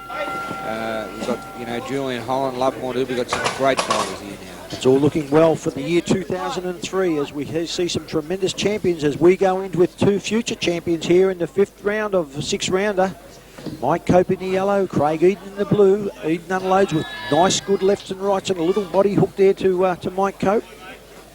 On my unofficial scorecard, I have Mike Cope 1 point up, 39-38 at the end of the 4th round. Oh, that was a nice right hand. Barry stepped away from Craig's right hand and hit it through his own. Yeah. And there he is. Now he's backing Craig up onto the ropes, and Craig's just standing there in front of him. He just doesn't seem to have that energy to skip away like he was in the first couple of rounds. True, Brad, but he's still dangerous, Craig Eden. He comes off with a nice sharp one every now and then. When he looks as though he's going to get smothered, he comes off with some really good stuff. Got the heart of a lion, Craig Eden. And Mike backs him up again with lefts and rights. Just becoming a little untidy, but this fight has been fought at a very, very good pace. Very hard pace. Good, Mike, good. Good left and right by Mike Cope, very composed. Oh, there's a big right from Craig Eden, Barry, as you said. Yep, Mike Cope's great back on the attack. Trying to get Craig Eden in the corner. And again, that big looping right hand. Craig walked, oops, as referee Ignatius Missilidis gets amongst them. Mike says, I'm sorry. Yeah, Craig looking a little bit tired here. Boxing well, moving with the jab, trying to keep his opponent away. Gets nailed with the big overhand right. Mike Cope looking to load up here. Gets caught with a lovely left hook from Craig. And another one. Good work from Craig. Well, there's that right hand again. Tell you what, it's still close. It's a punch for punch. It is. This fight not over by no means of the stick. Craig Eden trying his heart out. Craig Eden in the black trunks. Fighting on the back move as he walks into a little right to the chest again. Mike Cope keeps him on the back foot. Looking a bit more tired of the two, Craig Eden. Mike Cope, with his hands held high, looking a little bit more composed. He pressures Craig Eden against the ropes and fires away with both hands. Oh, there's that little right hand over the top. It's hit Craig every time. Oh, there's the right underneath too. No, he's been good with that right hand. Dave Hedgecock in the red corner, screaming to his young charge to get his hands up. Don't get hit with that big murderous right hand, and he does exactly that as he pops one right on the chin of Mike Cope. Big punches from both boys. Come on, Mike. Hands up. Referee Missilidis tells Mike Cope to keep his punches up. Oh, There's that looping right hand from Mike Cope again. Right hand, two big right hands by Craig Eden and an uppercut by Craig. And he walks into a left hook from Cope. Come on, Mike. Good. Tell you what, this is... Oh, this fight has everything, Barry. Hands up, hands up, hands up. How are you scoring this one, Brad? Barry got very even at the moment. I had Mike Cope winning the start of the round and really looked like he was about to get on top. Mate, there wasn't much in that round at all. Craig Eden came back. He sure did. I've given that a share round for Craig Eden. 10-10, something I don't like to do, but how Pretty hard to separate them when they're going punch for punch. Oh, terrific round.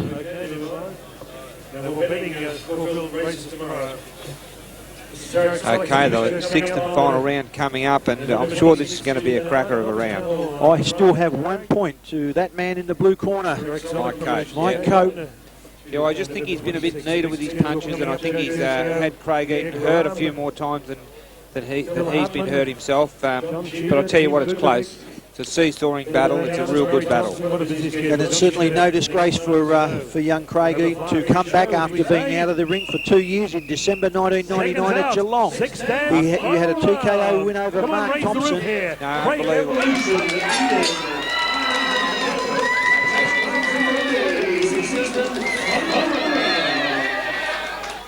The Powerhouse.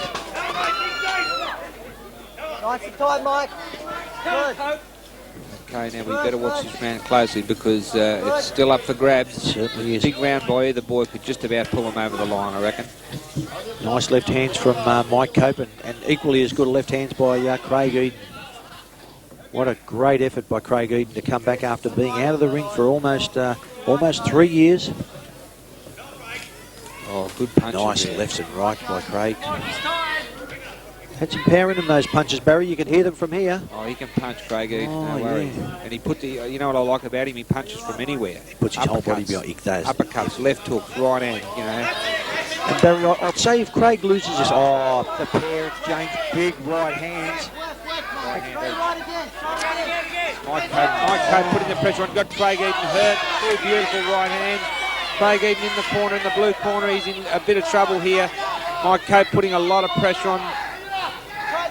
He fights back, Barry. He's got the heart of a lion, this young man. He's got plenty of heart. He's got plenty of ability. Dave Hedgecock has big raps on Craig Eden, and now I can understand why. Yep. I was just about to say, if Craig Eden loses this fight, which will certainly be no disgrace, that it's only his fitness or his match fitness that has let him down. If it comes, beautiful body punches by Mike Cope as Cope walks into a right hand from Craig Eden again. Craig Eden loading up with a big right hand, nice chopping right hand. Big uppercut he's throwing there. Caught with a nice one from Mike Cope. Mike Cope on top, looking to land those big shots. Oh, game effort by Craig Eden. Both boys, heart of a lion. Real good boxing exhibition by both these guys. Boy, that's what the sport's about. Very competitive fight. Both boys giving their all. Yeah. Oh, punches coming from everywhere. Punches in bunches from Craig Eden. And I tell you, it's punch for punch. It's unbelievable. What a terrific fight. Oh, big right hand. He's got a good round this round, Craig Eden. He's fully. He's finishing coming all over Mike Cope. Oh man, I tell you what, I wouldn't have seen this early doors. No. I would have thought it would have gone the other way, but he's finishing on top of Mike Cope. Finishing. Tell you what, a draw would be a good decision in this fight. Barry, I've got Craig Eden winning this round by the slightest of margins, and if the bell rings now, scored a draw. It's a draw. Unbelievable. What a terrific effort.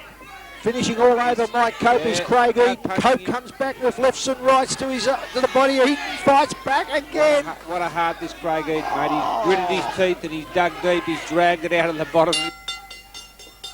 Come on, standing ovation, two gladiators. They went where angels fear to tread.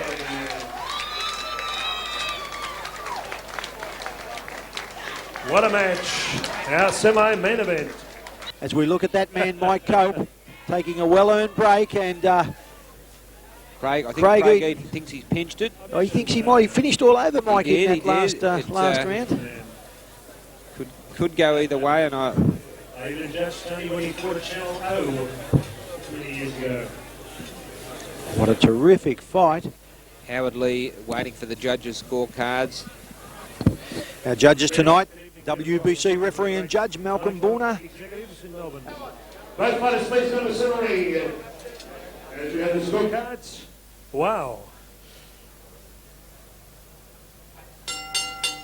Ladies and gentlemen, it's a close one, I can tell you that. Judge Malcolm Bullner gives it 58-56. Red corner, Craig Eden.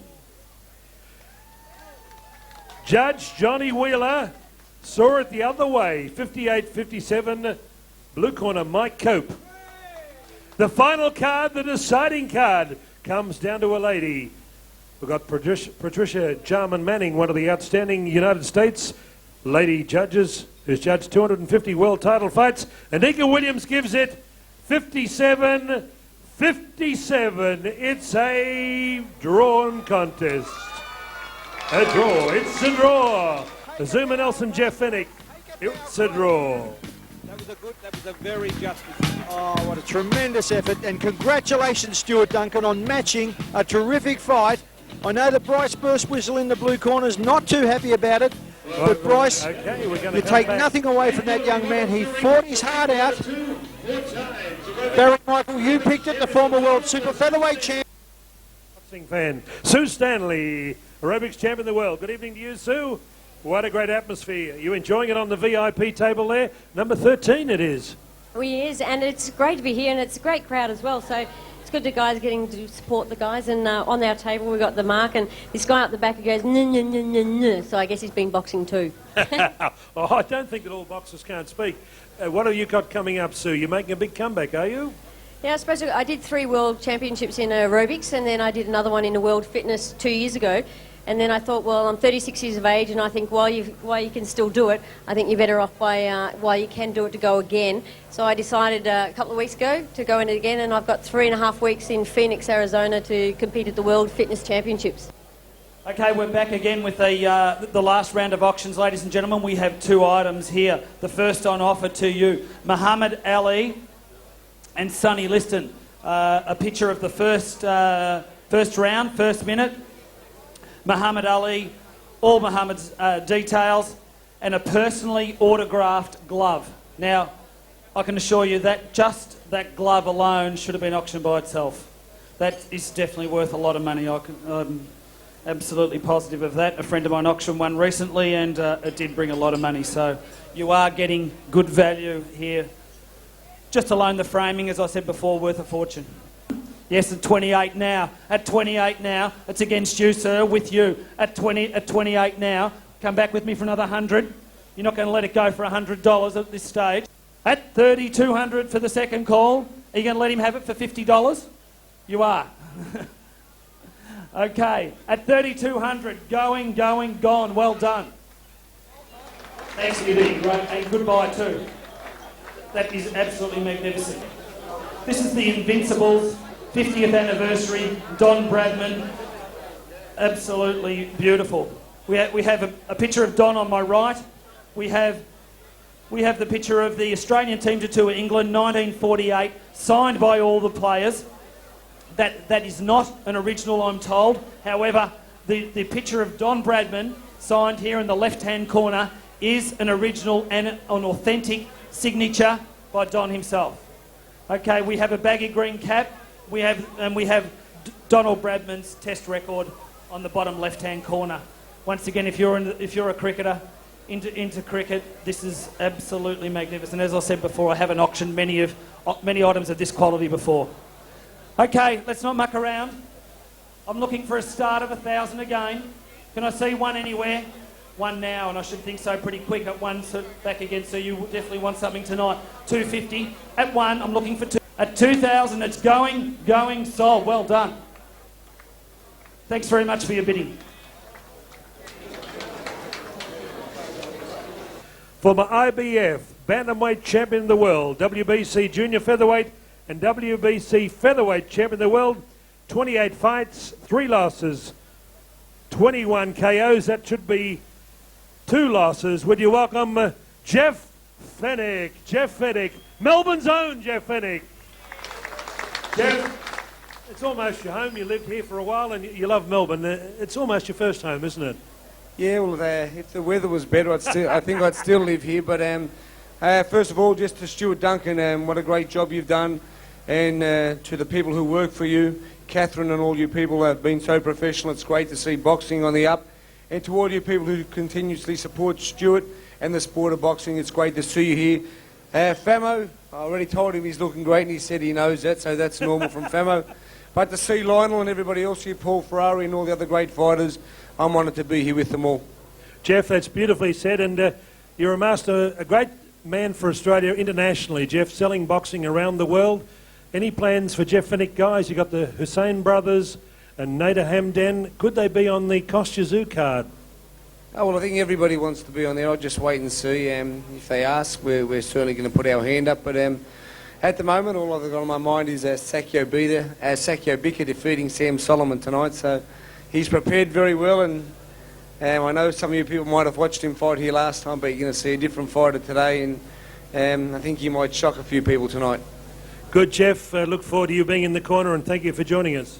Thank you very much, and to Stuart and your crew, thank you for having us here. Thank you very much. Jeff Finnick, the Marrickville Mauler, the 5-Doc Fistic Fury, triple world champion, and in the International Boxing Hall of Fame in New York this year. Congratulations, Jeff.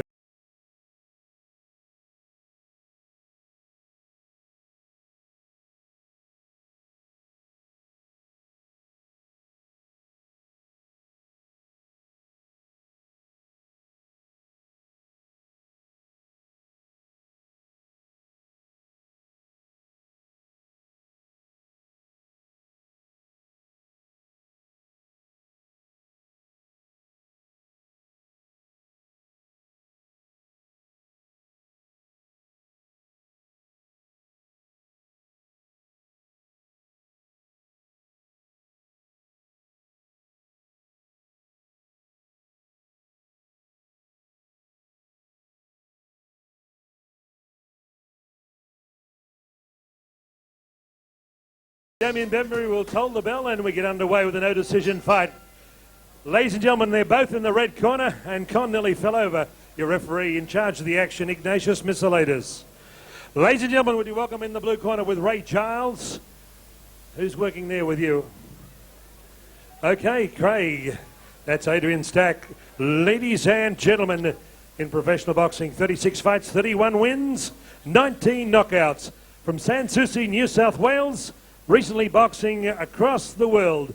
Came to Australia from South Africa in 1995. Ranked in the world of boxing and title fight, Sugar Ray Wheatley's outstanding publications. Number 2 junior welterweight in Australia. Would you welcome back to Melbourne, Lovemore Ndou. And across the ring, celebrating his birthday only on Sunday. We won't say what age he was, he's still a young man. 32 fights, 28 wins, 18 knockouts. Number 1 ranked welterweight in the nation. He's a former Commonwealth welterweight champion of Australia and a 4 other professional title holder. Would you welcome the glamour with the hammer, Julian Holland.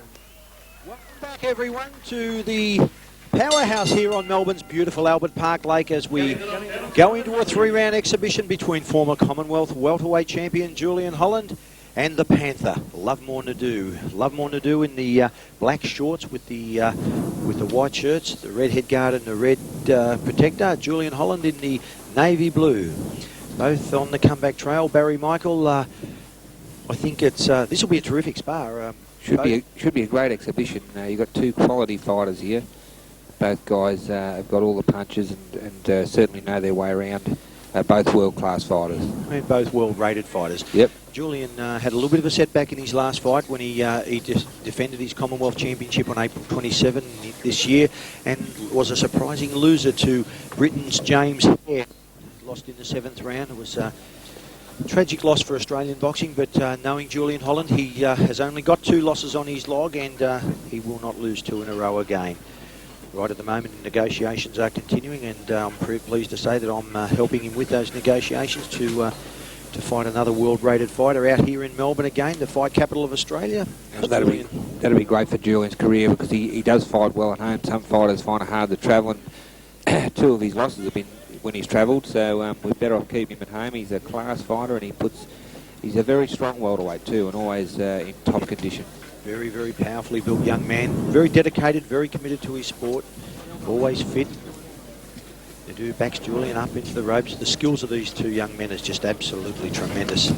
And beautiful hands by Ndou. Former the WBC rated #2 lightweight in the world, and was very, very unlucky not to be able to get a shot at the world title. And of course, the people that were rated above him were looking down at him, saying we don't want to fight him, and the people below him were sort of saying, no, we don't want to fight him because we want to go somewhere as well. And if we lose to Lovemore Ndou, where our career is all over. As we see the end of the first round, it was very, very good skills from both fighters.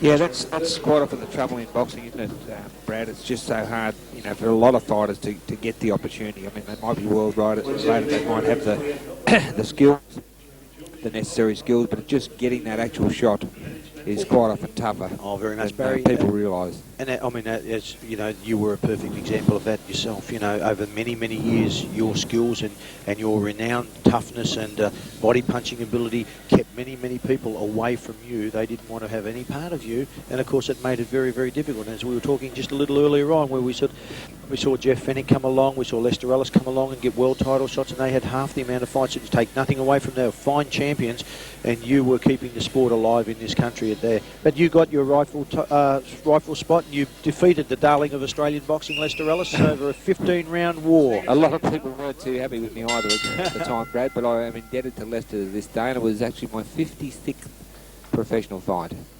which, these days, I mean, that's about 3 careers. I think there's probably only maybe 1 or 2 fighters in this country that have had anywhere near 56 fights. I know Jeff Flash Malcolm, who's still current boxing this year at 46 years of age, has had 100 wins just recently earlier on this year. Incredible, yeah. No, Jeff, a great, one of the, undoubtedly, probably the best Australian fighter I think I fought. One of the very few fighters that lost to you, Barry. No, he I mean, beat me. He got a decision over me in 1978. He would never give me a rematch, though, Jeff. He's a great mate of mine. But I took him a bit cheap when I fought him, but that's another story. But he is a brilliant boxer and a man who's still going around today at 46, which is a credit to him. Amazing. But Julian looking very good here, put punches together very well. Yeah. Very sharp, considering he's only just been back in the gym now for I think just shy of 2 months. He's had a bit of a break from the sport after a minor indiscretion over in London. He sorted that all out, and everything was all okay. But he's only lost 3 fights. His first loss was to the very, very talented Willie Wise over in the United States. That was his first loss in his actual 23rd professional fight. He lost in Atlantic City back in May 2000. And of course, the next fight he lost again to the Jeff Fennick trained Ian McLeod down at Hornsby in Sydney. And that was his 24th professional fight, and he lost in March 2000. And I believe that both of those fights, McLeod and Willie Wise, were disputed decisions. Very They're close. really the only fight that he's really lost, definitely lost with a fight losing his Commonwealth title in the United Kingdom. But, I mean, he's still got a big future in front of him, Julian. I just want to see him get back on track. Oh, I think arguably he's one of Australia's finest fighters, and he proved that when he knocked out Shannon Taylor. Undoubtedly. Not too many people gave him too much credit for fighting Shannon Taylor, and it was me who helped him in the negotiations with that for the Commonwealth Championship and of course the Australian welterweight title, and he beat Shannon Taylor comprehensively in a fight that you called live for Fox Sports, and it was a terrific effort. It certainly was. It's good to see Shannon Taylor back on track now. He's had a very good win in Sydney last Wednesday night. He knocked out Mamoret Ali in 58 seconds. Beautiful left rib to the body.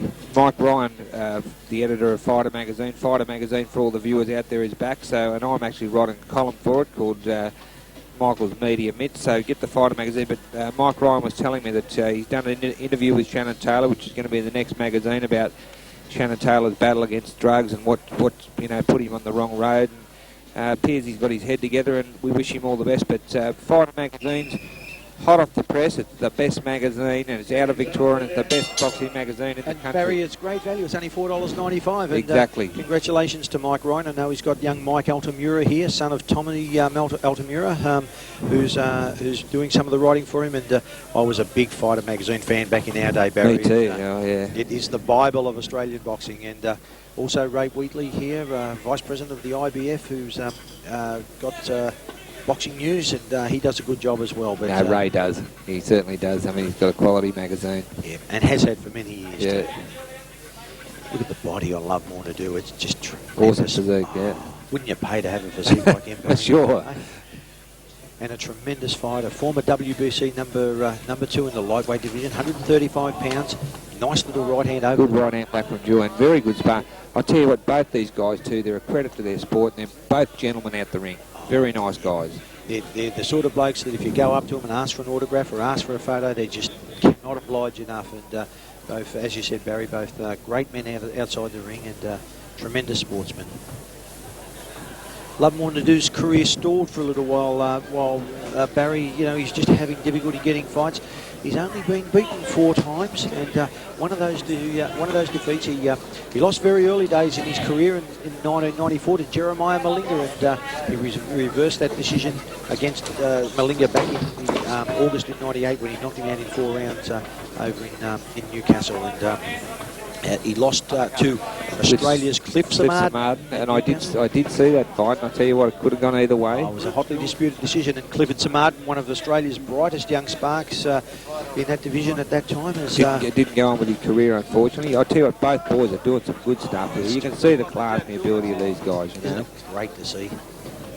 And of course, there's no big pardons asked and none given inside that ring there. Both boys have got good careers. Beautiful body punches by Ndou. Little uppercut there. What a terrific effort. 3 rounds. Applause there for Julian Holland, the glamour with the hammer. Lovemore Ndou, part of the Stuart Duncan management team, DMS. Okay, well done. Solve Communications in the mix there. Thank you, guys. Lovemore Ndou, Julian Holland. Watch boxing schedules in Melbourne and around Australia. Lovemore, nice to have you back in Melbourne. 2 times in the ring, just working, well, pretty busily, but we look forward to seeing you maybe making your first professional appearance in Melbourne somewhere down the track. Well, I got a fight coming up in 3 weeks' time in the States, so I gotta take it easy in here. Whereabouts is that in America? In California, I'll be fighting a guy called Steve Quinones. He's a Mexican tough fighter. I'm expecting a very tough fight. So I'm out here to spar with Julian. He's been helping me out. He's been giving me the best sparring, so I'll be leaving for the States next week, and I believe I'll be in the best of shape. Well done, Lovemore. Thank you. Good luck. Lovemore, he heads to the United States. Julian, you went along very nicely. Damien Membry said to me, you're going beautifully. Then the old guy, not the old guy, but the master just caught you with a couple of shots there. Yeah, he did, but, he's sharp. He's going, he's got a big fight in America, so he's been training pretty hard. He's going great.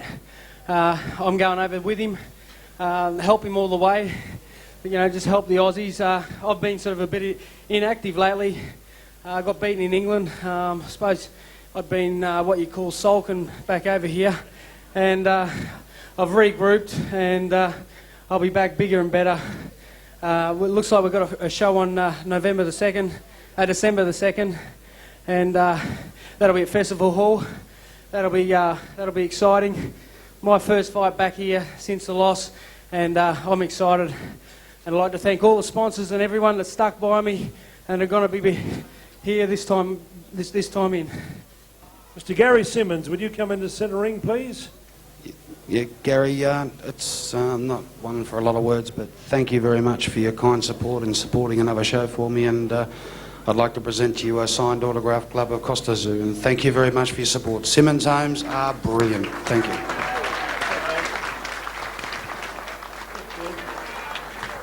Thank you very much, Stuart. And also on behalf of the people who do like boxing, Stuart, thank you very much for what you've done for boxing. Boxing has been down for a long time, and people like you will help bring it back. Jeff Hennick, doing a lot for boxing. He's got some wonderful boys over there, and hopefully they'll be recognised in the near future as well. Stuart, once again, thank you very much. Okay, Catherine's going to give it a big shuffle. Catherine, what have we got in here? We've actually got the business cards who everyone has actually attended this evening. Thank you all very much for your support. And the winner of who I'm about to draw out now will actually get a signed autograph glove by Jeff Fennick. The winner is someone who put a business card from Purple Haze. Okay, if Jill, can you verify, sir, that you are from Purple Haze? I am from Purple Haze. We take your word for it. Sir, congratulations. Now, Catherine, what's your name, sir? Dermot Clark. Dermot Clark. Dermot, what a beautiful prize. Dermot, congratulations. I've got Jeff Fennick, the legendary Jeff Fennick, and Sakio Bika here with me. Jeff, 12 rounds of boxing. Sakio Bika, can he claim this IBF championship? Yeah, we wouldn't have taken the fight if we didn't think we could win. We've prepared properly for the fight. I think everything comes down to preparation, and Sakio's had a great preparation. He's very confident. He might have the experience as a professional, but as an amateur and travelling the world, he's done it all, and we're very, very confident that we'll defeat Sam Soliman tonight. Jeff, he's known as the Scorpion. Has he got a sting in his tail?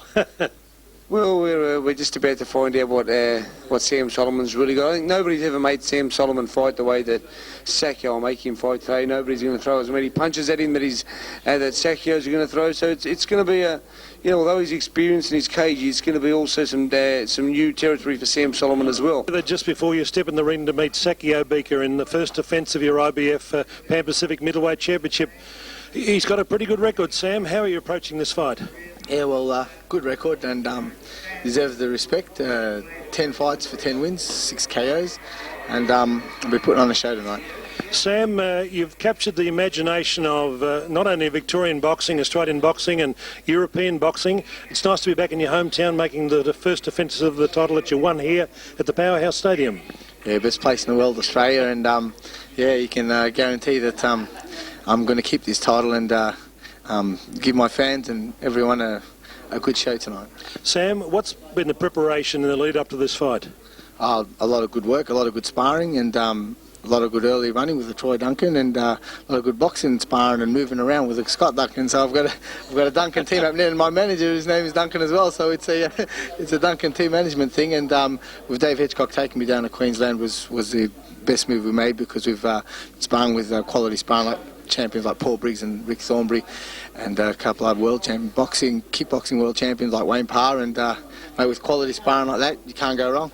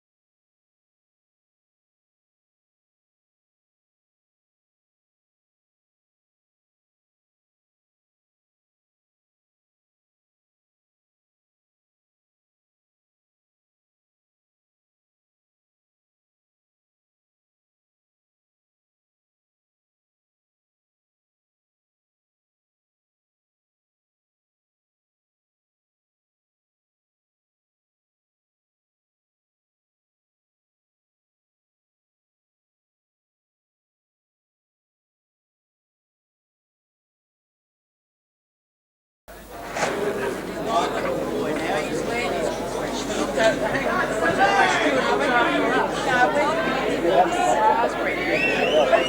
and gentlemen, could I ask you to be please upstanding? September 11 was bad enough in the United States, but what happened in Bali on Sunday, our Prime Minister John Howard summed it up beautifully. The 12th of October 2002 will, for the rest of Australian history, be counted as a day on which evil struck with indiscriminate and indescribable savagery. What happened was barbaric, brutal mass murder without justification. To those who are dead, deceased, those who are seriously injured and those who are missing, the families and the loved ones, from boxing in Victoria, Melbourne, Victoria, Australia, we say, may God be with you. Thank you, ladies and gentlemen. Don't be seated. The lovely B.J. Powell will sing the Australian National Anthem for you.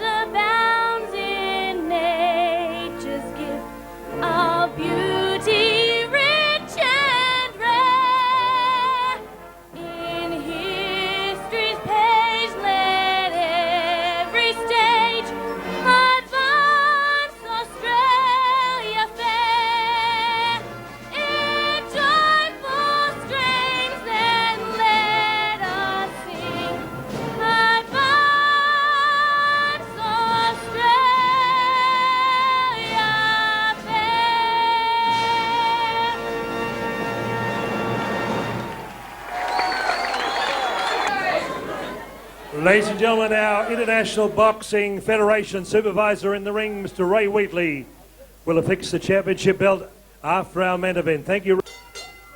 Stuart Duncan proudly presents our main event of the evening.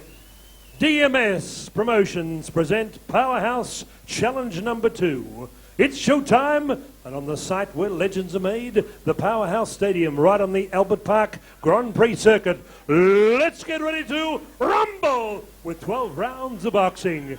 Ladies and gentlemen, introducing first on my right, Team Fennick, Billy Hussein joining Jeff Fennick and the team.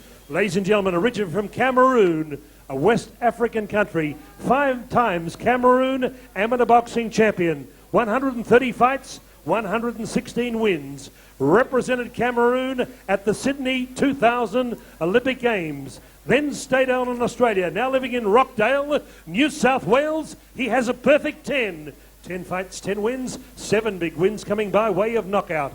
Wearing trunks predominantly of black with whites and a touch of gold and red, with Sakio in the front. Ladies and gentlemen, the challenger from Rockdale, New South Wales, would you welcome, scaling 72.45 kilograms, he is the Scorpion, Sakio Bika. And across the ring, he comes originally from Aspendale, Victoria. Then he moved to East Ham in London while he was on his European trek. Now part of the Dave Hedgecock stable at the Underworld with Mr. T, Matt Ricks and Ray Giles in the corner. Ladies and gentlemen, Endeavour Hills, Victoria, wearing the familiar red trunks. He's part of the Stuart Duncan team. 22 fights, 15 wins, 7 losses. He's met some of the biggest guns in the world. Howard Eastman, Glenn Kelly, Kevin Kelly, and Anthony the Man Mundine. All narrow losses. Ladies and gentlemen, he is a decorated kickboxing champion, a 3 times Aussie champ at middleweight, super middleweight, and cruiserweight, scaling 72.30 kilograms. Ladies and gentlemen, the scientific wizard of Cinderella Sin, would you welcome Sam King Soliman. Soliman. Malcolm Mulder to give referee's instructions. Let's get it on. Brad Bacali and Barry Michael. Okay, welcome to Center Ring, gentlemen. You had your instructions given to you. Best of luck to both you fighters. May the best man win. Shake hands now. Come on, fighting at the bell. Good luck. Beautifully coordinated by Michael and Con Vukovic. Thank you, gentlemen. A great show. He rests the IBF Pan Pacific Middleweight Championship from Sam King Soliman. Soliman in the red shorts, fighting out of the red corner, and Tiango fighting out of the blue corner in the all-black shorts. Tiango, Sakio Bika has Barry a large height and reach advantage over Sam Soliman. He does, Brad, but a lot of Sam's opponents are like that. I think Sam really likes the taller guys. You know, he's makes them miss and he makes them pay. And as we've said before the fight, Sakio Bika, 10 fights, undefeated, but hasn't been in with the calibre of opponents that Sam Soliman has. But Jeff Fennick got big raps on this boy, and it's going to be a very interesting bout. And justifiably so too. He's 10 fights, 10 wins, 7 knockouts. You can't do any more than that, Barry. It's not a bad record. I know that Jeff really likes Bika. Sam Soliman, we're looking at a different Sam Soliman tonight. Sam Soliman, normally the boxer moving on the back foot. He's coming forward and he's taking the fight up to Sakio Bika. With Sam, you never know what he's going to do, mate, because he's as slippery as an eel. I tell you what I noticed about Bika, though, he's got very prominent eyebrows. You know? He has. Very prominent. And that could affect him in his career. Big right hand from Sam Soliman. Just got on top of Sakio Bika there, but Sakio hit him back with his own left hand. Has power in both hands, Sakio Bika.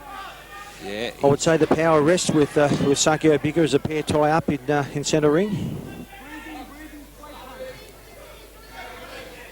Barry, I'm like you. I think that Soliman would certainly start favourite, although a big right hand to the back of the head. Certainly no intent in that. Sam just twisted around and turned around, but... Yeah, no, Sam's got more moves than a chessboard. He's a very hard opponent to fight, but at the moment they're they're sort of getting a bit tangled up with each other. Well, Sam's a very awkward fighter, and he uses angles very, very well, and he comes in and he's a very confident fighter, very fit young man. I watched him last week boxing Rick Thornbury up on the Gold Coast. Thornbury in preparation for his fight with his unification fight with Anthony the Man Mundine on November the 2nd on the Gold Coast, and he boxed very well against Rick Thornbury, who's a very fit, very keen young man. Undoubtedly a top-class fighter, Ricky Thornbury, gone twice the distance for the world title, and a great competitor, and it's going to be an exciting fight with him and Anthony Mundine. It's going to be a tremendous fight. Barry, no doubt you'll be up there calling the fight live action for Fox Sports on the... I'll be there for sure, Brad, and it'll be a cracker.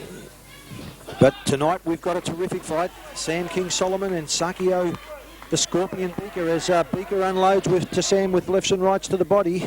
Just becoming a little messy in there. It is untidy at the moment. Both boys having trouble tagging each other at this stage of the first round.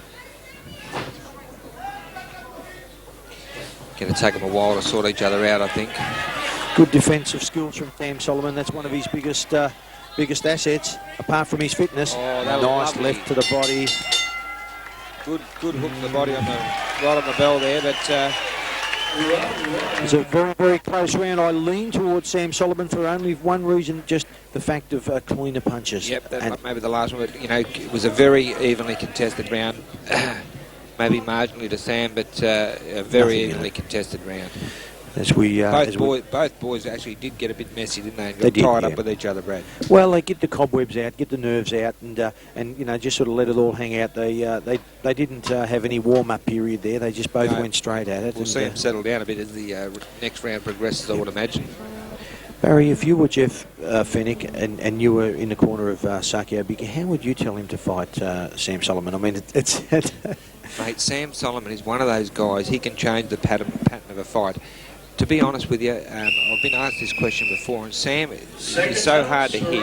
I think I'd try and tell Sakio Bika to be first, to try and use his reach. He's got a reach advantage, and maybe to try and get a few shots to Sam's body, because no one ever hits him in the body because he bobs and weaves. He does. But he's a hard boy to nail cleanly. I agree with that, Barry. I think that's a very good assessment, because I think he needs to go first. The fighters that have beaten Sam Soliman have been world-class fighters. Big punches too. Yeah. At the moment, the way it looks to me is that Sakio Bika is banking everything on his right hand. Yes, he is. He's loading up with that right hand. He's obviously, a very powerful puncher with that. And Sam's fought some of the biggest punchers in the world. would be unlikely to see him nailed with that right hand. And Barry, the other thing that we need to take into consideration is that Sakio has never been over 6 rounds. So yeah, well, that's an important point. We must let our viewers know that Sakio Bika, while he's undefeated, and fought in the Olympics, he's never gone beyond the 6 rounds. And let me tell you too, for our viewers, Brad, you know this, that the more punches you miss, I mean, the heart, it takes so much out of you. Oh, it does. When you're missing shots. And so far, like Sakio's loading up the right hand, jabbing well, looking for that right hand. And every punch is loaded, Barry. Oh. He's very tense. He's just got to he's got to relax a little bit, Sakio, and let it come. And he's going to try and knock Sam out, and that's a mistake because Sam Soliman over his career, I mean, he's had 22 professional fights for 15 wins and 7 losses. He's fought a lot of Sakio Bikas. He's fought a lot of big punches. He's fought a lot of real big punches. He's fought, Moses Saravi, who arguably was one of the biggest punchers in this country, and Soliman has fought some of the finest fighters in his country. He's fought Kevin, Glenn Kelly, Anthony Mundine, and Moses Saravi. Yep. Mark Biguero, who's 3-time Australian champion, Heath Stenton, Adrian Bellin, Attila Fogus, Dale Westerman. He's fought them and he's beaten them all, not with the exception of the Kelly boys, of course. And then, of course, when you look overseas, he's fought the likes of Raymond, Howard Eastman, Jerry Elliott. What a terrific effort, Jerry Elliott. Howard Eastman, now a Don King fighter, fighting out of New York. But he lost his Commonwealth title to Howard Eastman in a hotly disputed decision. And Howard Eastman was #1 in the world, I believe, at the time. He was. And a very good fighter. Flashing hands by Sam King Soliman. Sakio Bika has probably landed just a few more punches here, the harder punches, but not, as referee Malcolm Borner tells the fighters to keep it neat and tidy. Yeah, I tell you, Sakio Bika is having nightmares at the moment trying to catch Sam cleanly. But I tell you what, Sam's having a bit of a job nailing him as well. He is. Sam's got very, very good hand speed, Barry, and of course, as you know, you get your punching power from your hand speed. Not a hard puncher by no means of the stick, but if he hits, he's going to hurt you. Hurtful puncher. Yep. He worked to the body. Bika goes with a left hook as we see the end of the third round. The second round. Yeah, I actually saw it as Sam Soliman round, Brad. I don't know how you saw it. But I did as well. There wasn't a lot in the round. It was a scruffy, untidy round, but Soliman was the aggressor. I thought he was starting to settle down a bit, Sam, and starting to see the big shots from Sakio Bika there. There's not a lot in it, but Soliman's experience has just taken its toll on Sakio, and as we look at Jeff Fennick in the corner, see if he can bring something out of his young charge. I think, Sakio Bika will get... Normally what happens with Sam Soliman's opponents, they get more and more frustrated as the fight progresses because they're missing him and he's giving them angles and spinning them around, and it makes it very difficult. And Sakio Bika at this stage has thrown a lot of bombs in the first 2, and I think he's caught mainly air. And this is, exactly, he has. And of course, this is his biggest test tonight. Oh, undoubtedly. It's a big step up for him. Very big step up for him. As we enter the third round of 12 for the IBF Pan Pacific middleweight champion, and Sakio Bika goes after Sam Soliman with big rights and lefts. Tonight's fight has been sanctioned by the International Boxing Federation for the Pan Pacific title. And referee Malcolm Borner warning both fighters against holding. It's just getting very untidy in there. Both fighters trying to get an advantage using that left lead of theirs. Both have got good left leads. Bika with a left lead, hits Sam with a left lead. Sam makes him miss with a wild right. Another good left lead by Sakio. Vice President of the IBF, Mr. Ray Wheatley, travelled down from Sydney to officiate as the supervisor for this fight. The fights tonight have been under the control of the Victorian Professional Boxing and Martial Arts Board. As I said earlier, there's a nice big right hand by Sakio, but it just missed the mark. No, it missed it. You look at Sam Soliman, the way he looks at his opponent, he looks at their chest and he covers up his shoulders up very high, and he pulled back from that right beautifully. The referee Malcolm Borner warning Sakio Bika again about holding. He's locking the right hand of Sam Soliman. That's a dangerous right hand of Soliman's. Not a lot of power in it, but by gee, if it hits the mark, it's certainly going to hurt. And Sakio very stand up straight. I said a little earlier, Barry, he's a very upright fighter. Sam uses the angles, and he does like those upright boys. It's messy in there at the moment. It really is. Scrappy fight. Present tonight for the Boxing Control Board here in Victoria is the Chairman, Mr. Bernie Barmer, the Secretary, Mr. Bart McCarthy, Bob Todd and Scott Brower, and they all do a wonderful job for professional boxing in this state. And our judges tonight for the IBF Pan Pac title are Mr. Ignatius Missilides, Miss Anika Williams, and Mr. John Wheeler, a long-time IBF judge and a tremendous judge at that. Very good referee and Judge John Wheeler, been around the sport for a long, long time. I'll tell you what, this is an interesting battle at this stage. It's a real battle of wills at the moment. Battle of... It's an arm wrestle, Barry. Yeah, it's both boys, you know, not... Oh. There's a nice left hand and followed by the right hand by Bika. That certainly caught Sam's attention, that punch. There it is again, he just went over the top. Yeah. Sam locks him up as the pair go back onto the ropes. Sakio just playing on that right hand. I think he needs to just forget about it for a little while. Just go with that left hand. The left hand's going to take him in, Barry. That's the left hand. That's the thing that's going to help him. If he come in behind the left hand, he's going to get into Sam better. But at the moment, he can't get in. Sakio Bika looked to be... Oh, on the break there. Yeah, that was on the break. But he looks to be going in confidence, Sakio Bika. I think he's had more luck this round. Sam Soliman caught there. Good left and right by Bika again. Left hook and a right hand right on the end of the bell. Actually, that was a good round for Sakio Bika. I scored that round for him. Not by very much, let me tell you. I think, yeah, it was definitely Sakio Bika's best round so far. No place for faint hearts, where angels fear to tread. We take a great corporate sponsorship here. And Barry, we certainly have a fight on our hand. We do. And I'll just take this opportunity to thank our sponsors on behalf of DMS Promotions, Stuart Kerry Duncan, and a tremendous job he's done here tonight. Our sponsors, Simmons Hones, Mark and Gary Simmons, are tremendous sponsors of professional boxing, supporters of the sport, and it's great to see them here at ringside, certainly enjoying themselves. And I spoke with Mark today, 880 houses they have on the go, Barry, to build just in Victoria alone. Simmons Homes, they build quality homes. They've been doing it for 50 years, and you know they're a family-owned company, and it's great to see them supporting boxing. They're great mates of mine. They've stood the test of time, I guess. Yep, they certainly have. And it's good to see Barry here from Beyond Accessories, mobile phone accessories. Good friend of Stuart Duncan. He's got a crew over here as well, and it's terrific to see you, Barry. And I hope you're enjoying tonight's nights. As Mark Wyatt from Mark Wyatt's Quality Smash Super Finish Panels out in Moorabbin and in Hawthorn. They specialise in quality prestige car repair. So if you've got a ding to your Beamer or your Mercedes-Benz, as Sam Soliman just copped a little ding to the right hand there. Good left hand from Sakio Bika. Big chopping right. Sakio Bika's got this big right hand. He's chopping down the back of Sam Soliman's head at the moment.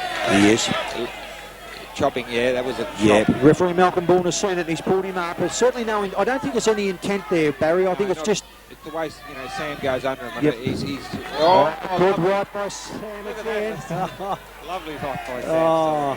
He's certainly growing in confidence, Sakio Bika. He's using that left hand. He's standing there in flat-footed in front of Sam, and he doesn't need to do that. But when he was coming in behind that left lead and then following with the right hand, he had Sam on the back foot just that little bit. Oh, powerful punch, left hook. Didn't hit on the hit him right on the chest, Sam Soliman. Gaining in confidence is that man, Sakio Bika. Certainly looks like he's done the work too, Barry, as does Sam Soliman. Look, they're incredibly fit, these two young boys. Yeah, Sam's, as you said, been up there sparring with Paul Briggs and Ricky Thorne and that, but you're just coming off a badly busted hand with pins in it, I believe, Sam. He did. He broke that hand right here in his win for the IBF Pan Pacific over Sean Sullivan. And what a good fight that was. Ever the warrior is Sean Sullivan.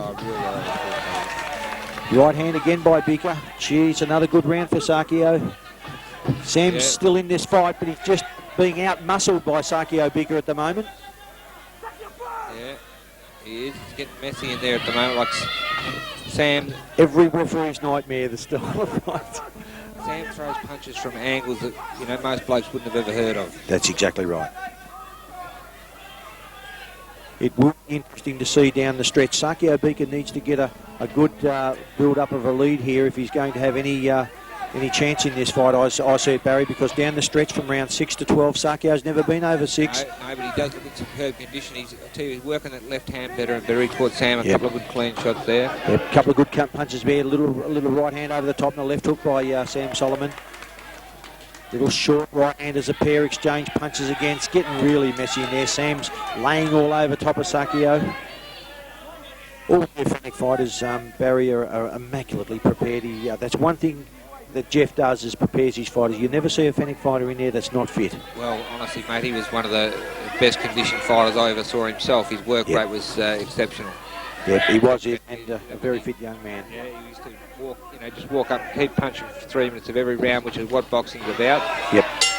That's a better round for Sammy Soliman. Just towards the end of the fight, he just started to hit Sakio Bika with a couple of good clean scoring punches. A very close round. I think I would have probably edged it to Sakio Bika. It was close, but I think I would have probably gone Bika's way. But I don't know how you saw it. Well, it was a very even round, Barry. Sakio took the fight to Sam Soliman all round. We've got to give him points for aggression. First and foremost, to win the round, you need to hit your opponent. Sam just came with a couple of cleaner punches towards the end of the round, although Sakio boxed the whole round out. So I sort of scored it an even round. It was a good round for Sam, but it was it was a nothing round, if you like. At this stage of the fight, it's really an open fight. No guy is really exerting big influence.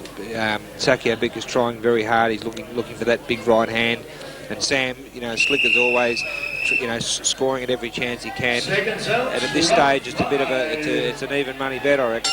It is. It's a very, very close fight, very hard fight to score for our judges tonight, and Sam is at his menacing best. Sam will make Mike Tyson look bad on his day, I can tell you. No doubt. But what a superb athlete he is, and an absolutely beautiful man outside the ring. He's an absolute gentleman. There is no nicer man outside the ring than Sam Soliman. That was a good jab by Sakio Bika. Say hello to his mum, Mary, too. Lives out in Endeavour Hills. Mary, I hope you're watching a copy of this. You'll be very proud of your son, Sam, as he makes Sakio Bika miss and hits him with a left hook as he goes with lefts and rights to the body. It's a good left hook from Sam. He should have followed up on that maybe.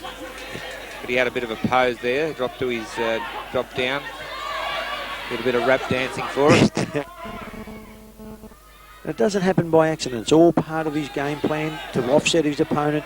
Here he throws that little right hand with a little short left hook that just missed the chin of Sakio. Good left lead by Sakio Bika again. Oh, big right hand. That hurt Sam. Sam came back with a little left hook of his own, a little wild left hook, but the right hand hit Sakio. We see a little wry smile on the face of Sam Soliman. Got great evasive skills, got good hand-eye coordination. There's that right hand again, just missed the mark. Barry, that looks dangerous, doesn't it? That right hand dangerous. He's very strong and he's very dangerous with his right hand. Oh, nice left leads by Sam Soliman. Sammy looks like he's done the work too. He's got an immaculately prepared body.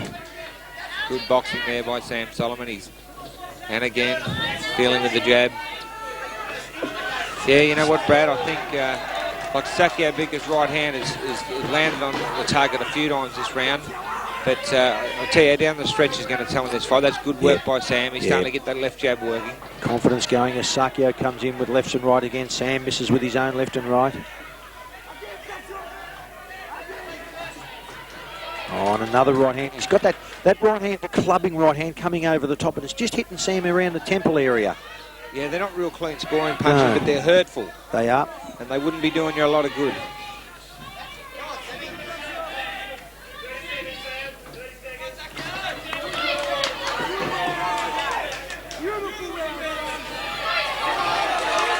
He looks a little more relaxed, Sakio Bika, settling down into a bit of a rhythm now. Well, I think both the guys are starting to, understand each other's styles pretty well now. Yeah. But Sam looking to score more, but Bika doing a good job at the moment, getting through that right hand every now and then, landing his left jab pretty well. He looked a little more tight, a little tighter, Sakio Bika. He's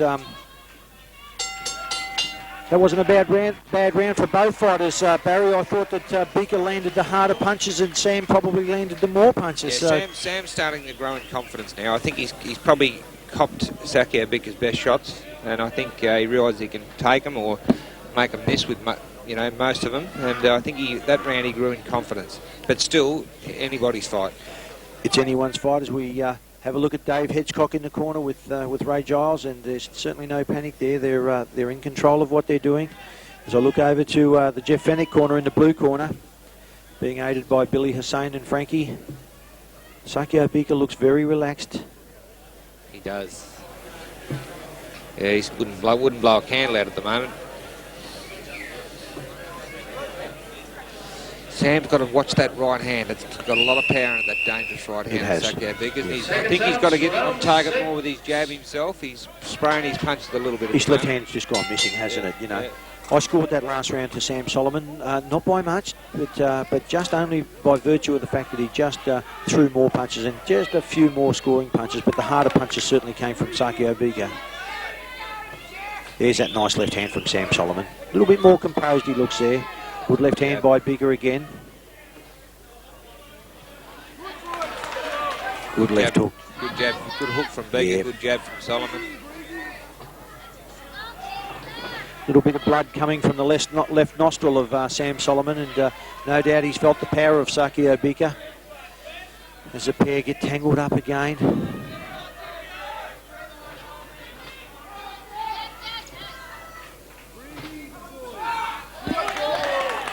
Nice left leads by Bika. Certainly his reaches are telling, Barry, when it comes to exchanging left leads, Sakio's hits the mark. Jab's working well. He tried to slip outside Sam's jab then and come over the top of the right.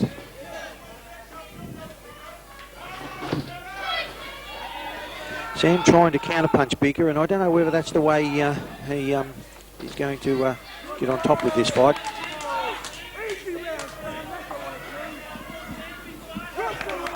Sam Soliman has lost to the fighters that have generally been very, very good boxers. When Sam's had to go and find them, he tends to struggle a little bit. He likes the fighter to come to him as Bika goes with lefts and rights. As a pair exchange punches into the centre ring there. Bika locks him up again.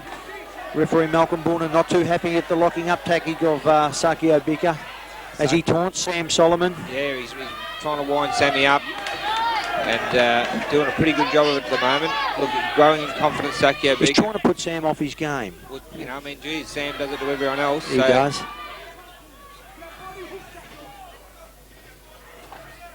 Looking for that overhand right. Sam Soliman goes underneath and over the top. Barry, let me tell you that overhand right of Sam Soliman is equally as dangerous as the one that Sakio Bika. We know that Bika's punches are loaded with power. Absolutely can't throw a punch that hasn't got power because he's just a powerful young man.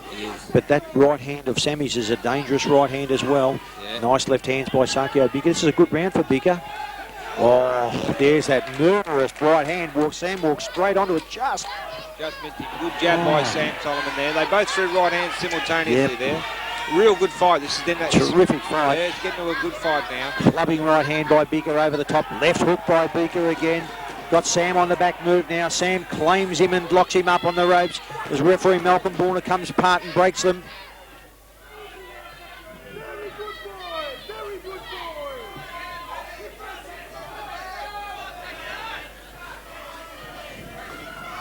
Got fast hands, Sakio Bika, clubbing right hand again.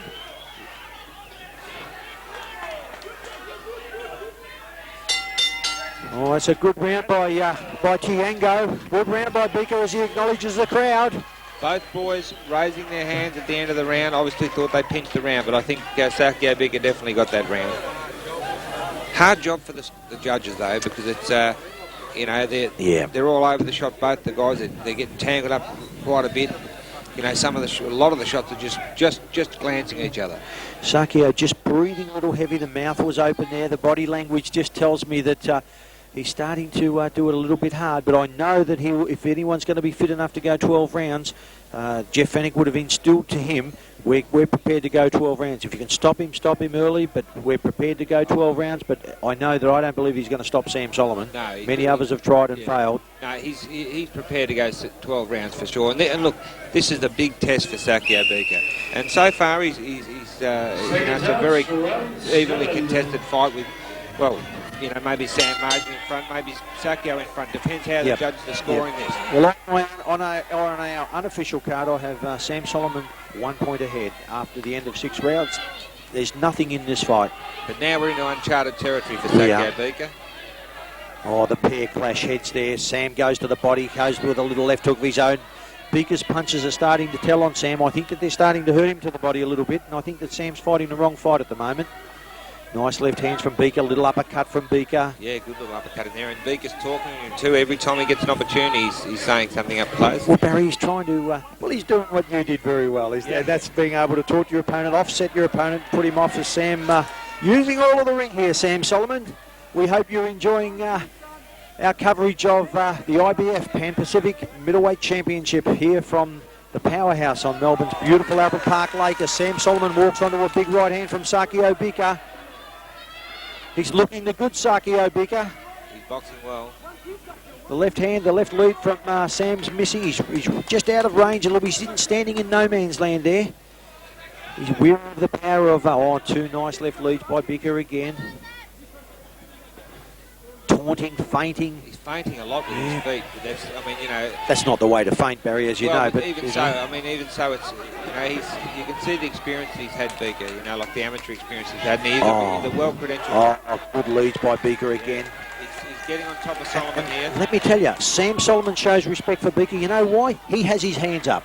He's got his hands up and he's got all his evasive skills are at 100% at the moment, but this is another good round for Sakio Bika on my card anyway, my unofficial card, but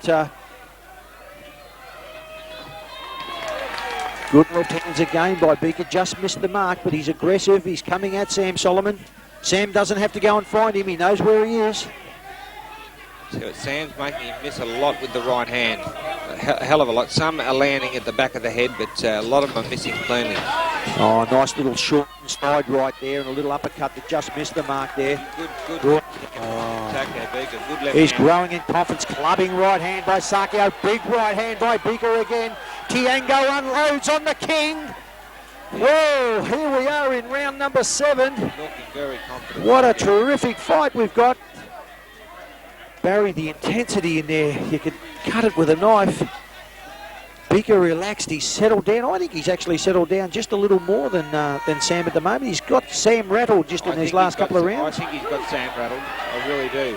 Oh, Sam goes over the top with the right hand, just misses. Sam trying desperately to get back on top here, but at the moment, left and right. Bika looking the goods. The mouth's open, Sakio Bika. He looks like he's doing it hard, but as he'll do that, he goes again with lefts and rights to the head of Sam Soliman. The right missed. On a good round by the Scorpion. Jeff Fennick shows his elation as he taps a hand of Sakio Bika. Good round for Sakio Bika, that. I think that was his best round. Tremendous round of boxing. The 7th round. As we go down the stretch, Barry Michael, how do you see it up until this stage? Certainly it's it's not running to the script that we all thought it would. No, I would have Sakio Bika in front at the moment. I think he's got Sam a little bit rattled, and he's got good hand speed, he's got good power, Sakio Bika. His jab's working well, and those chopping right hands, even though most of them are missing, they're giving Sam trouble. As we look in the red corner, you'll see Ray Giles using the end swell on Sam Soliman's swollen left cheek. An end swell is a cold steel piece of metal that's been frozen, and they use it to separate the blood from the that's coagulated underneath the skin and stops any swelling. And they're obviously a little bit concerned. Dave Hedgecock, long-time trainer of the King, Sam Soliman. As we go into round 8. Now I think Sam needs to win this round. Well, he needs to win it firstly to stop the rod, and he needs to win it for his own confidence to come back in for the last few rounds as we now go down the stretch. These are the important rounds. We're not in the championship rounds, as they say, but we're down the stretch, and these are equally as important. Sam's been here many times. There's a beautiful uppercut left hook by Sam Soliman. Came out of nowhere, but Tiango stands there and says, I can do that as well, as the pair stand in centre ring. Sam showboating just that little bit as he unloads. Fast hands by Sam Soliman. Good leads again by Bika. Sam's going for the big right hand. Wasn't that a fast right hand? Sakio just got straight under that. That was a powerfully fast right hand. He's got good hands, Sam Soliman. Sam just looked like he's starting to blow a little bit as well, but I don't doubt his fitness for one bit. No, Sam's in territory that he knows well here. Now, slipping punches well there, countering well. And a good little right hand. Good right hand over the top. Yeah, Sam needs to get back into the fight this round. I think he can feel it slipping away a little bit. He's got to lift his tempo here. Good jab by Bika. And Barron, what's happening, the reason it's turning around and Sam's starting to just get on top a little bit in this round is that he's on the front foot and he's got Tiengo on the back foot now as he goes with left and right, and Bika hits him with a clubbing right hand right on the left ear. Also Bika in uncharted territory. Never been in the outs round before. Lovely left hand from Bika, and again. And the pace of this fight hasn't slackened off at all, Barry. The pace has been incredibly fast. Good, excellent pace. I mean, for big fellas, I mean, we're talking, middleweights here, 72.5 kilos.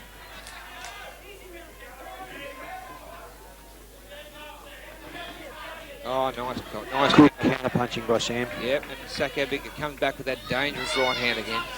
Sam looking for it, working well there. He's up the work rate a little bit, Sam. Bika's got hold of him in there, Brad. Yeah. Oh, he's showboating Sakio. You don't need to do that. Just get on with the fight, Sakio Bika. Goes with a big right hand, just misses the mark. Walks into the corner. Sakio Bika sticks his left hand in his face. All those punches missed from Bika there.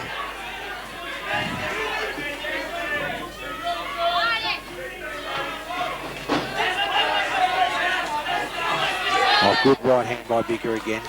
Sam miss with the left hook. Doing a very good job, Sakio Bika. I think Sammy's, carried this round most of this round. Bika came back a bit at the end of the round, but I would have given that round to Sam Soliman, Brad. I agree, Barry. I gave it a 10-9 round to Sam Soliman.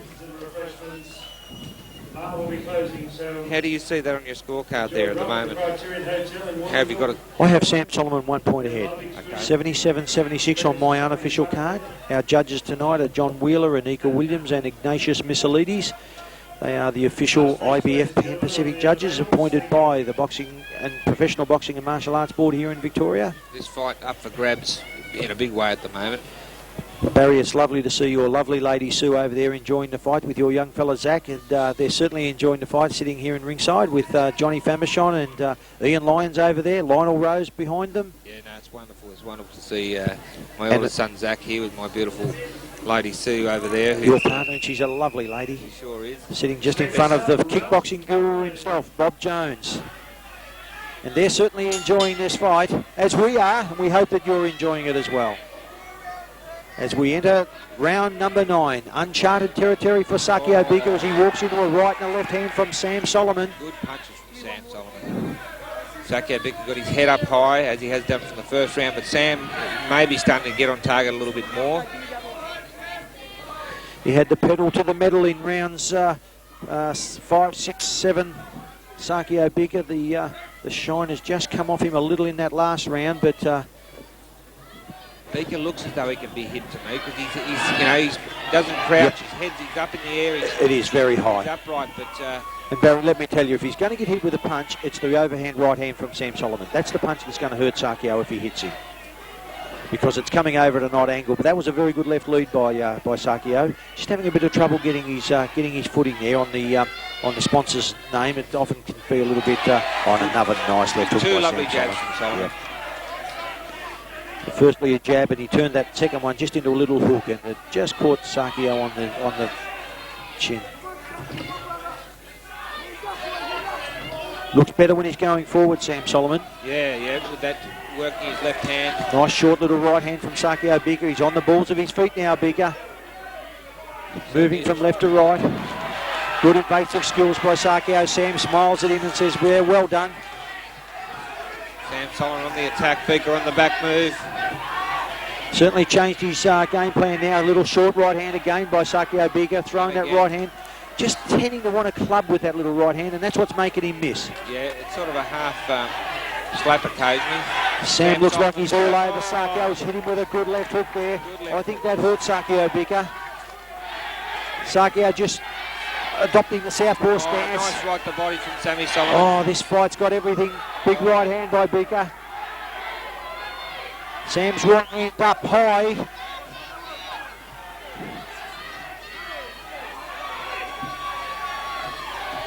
Testament to his fitness, Barry. Sakio Bika on the balls of his feet the whole of this ninth round.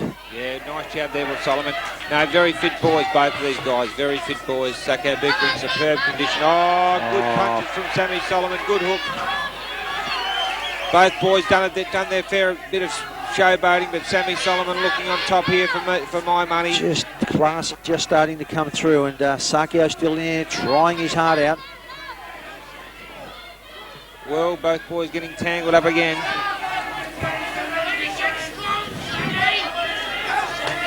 Oh, good body hook, good hook right under the ribs by Bika. Barry, that certainly caught, Sam just was out of position there. Oh, an overhand right by Bika. As Sam tells the referee, he's holding me. That was a good round for the King, Sam Soliman. Excellent round by Sammy Soliman. As he goes to the crowd and says, I'm back. Bika I've won the last 2 rounds, as Sakio sits on his seat and has a listen to his mentor, Jeff Fennick.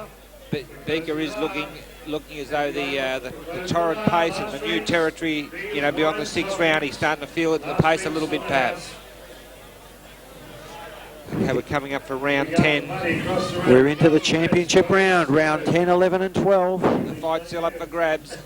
There's certainly not much in it. What a good fight. Terrific fight. Immaculately prepared Sakio Bika. Look at the body on him, Barry. That is tremendous. Tremendous. Done the work. Looked terrific. No, he's in superb condition. But, as I said before, both boys are. Sam always comes immaculately prepared. Yep. And Sam comes out with a smile. He just loves being involved in this sport, doesn't he? He's always smiling. Oh, he looks like a winner, Sam Soliman.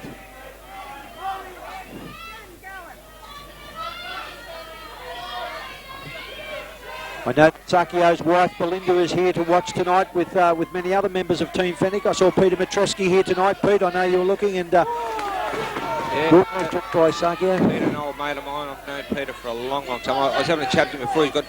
I've got a couple of golden gloves around my neck, but the ones he's got around make mine look like... But they were 14 stone. The ones he's got to be heavier than me, I reckon. Pete weighs about 8 stone. He was former Australian flyweight champion and a tremendous young fighter in his own right. And his young bloke, Peter Matreski Jr., is doing very well. He's rated in the Australian ratings. But those gloves that he hangs around his neck as Sam Soliman walks on a little right hand from Sakio Bika. The left hand is now coming into play by Sam Soliman. Good left from Bika there.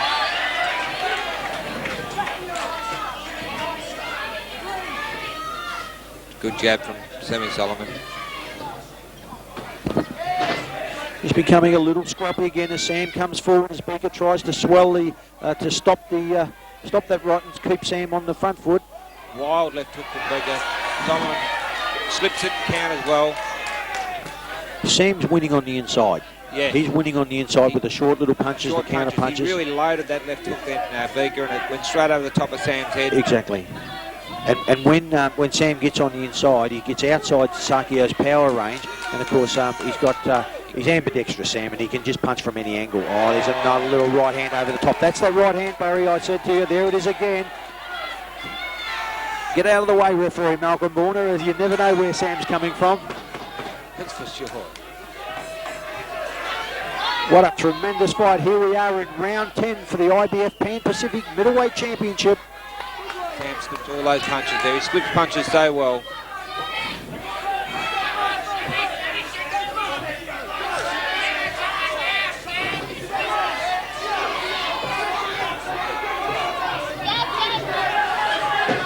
Right hand missed by Sakio. Wild right hand by Sam, equally as wild. They both missed the mark. There's been a lot of missed punches in this fight. There really has. Oh, big right hand by Sakio Bika, and Sam comes back with a punch of his own. Big right hand of his own. Moving forward. Good combination there from Sammy Soliman in close. Bika shoots the right hand straight out without southpaw at the moment. Bika. Using that right hand, coming in the southpaw stance. Using it as a lead, that little right hand. What about the pace of this fight, Barry Michael? It's just testament to their fitness. What a terrific, another good round for Sam Soliman. tell you what. It's a very close round. Close round. Most of the rounds are very close. Gee, I tell ya.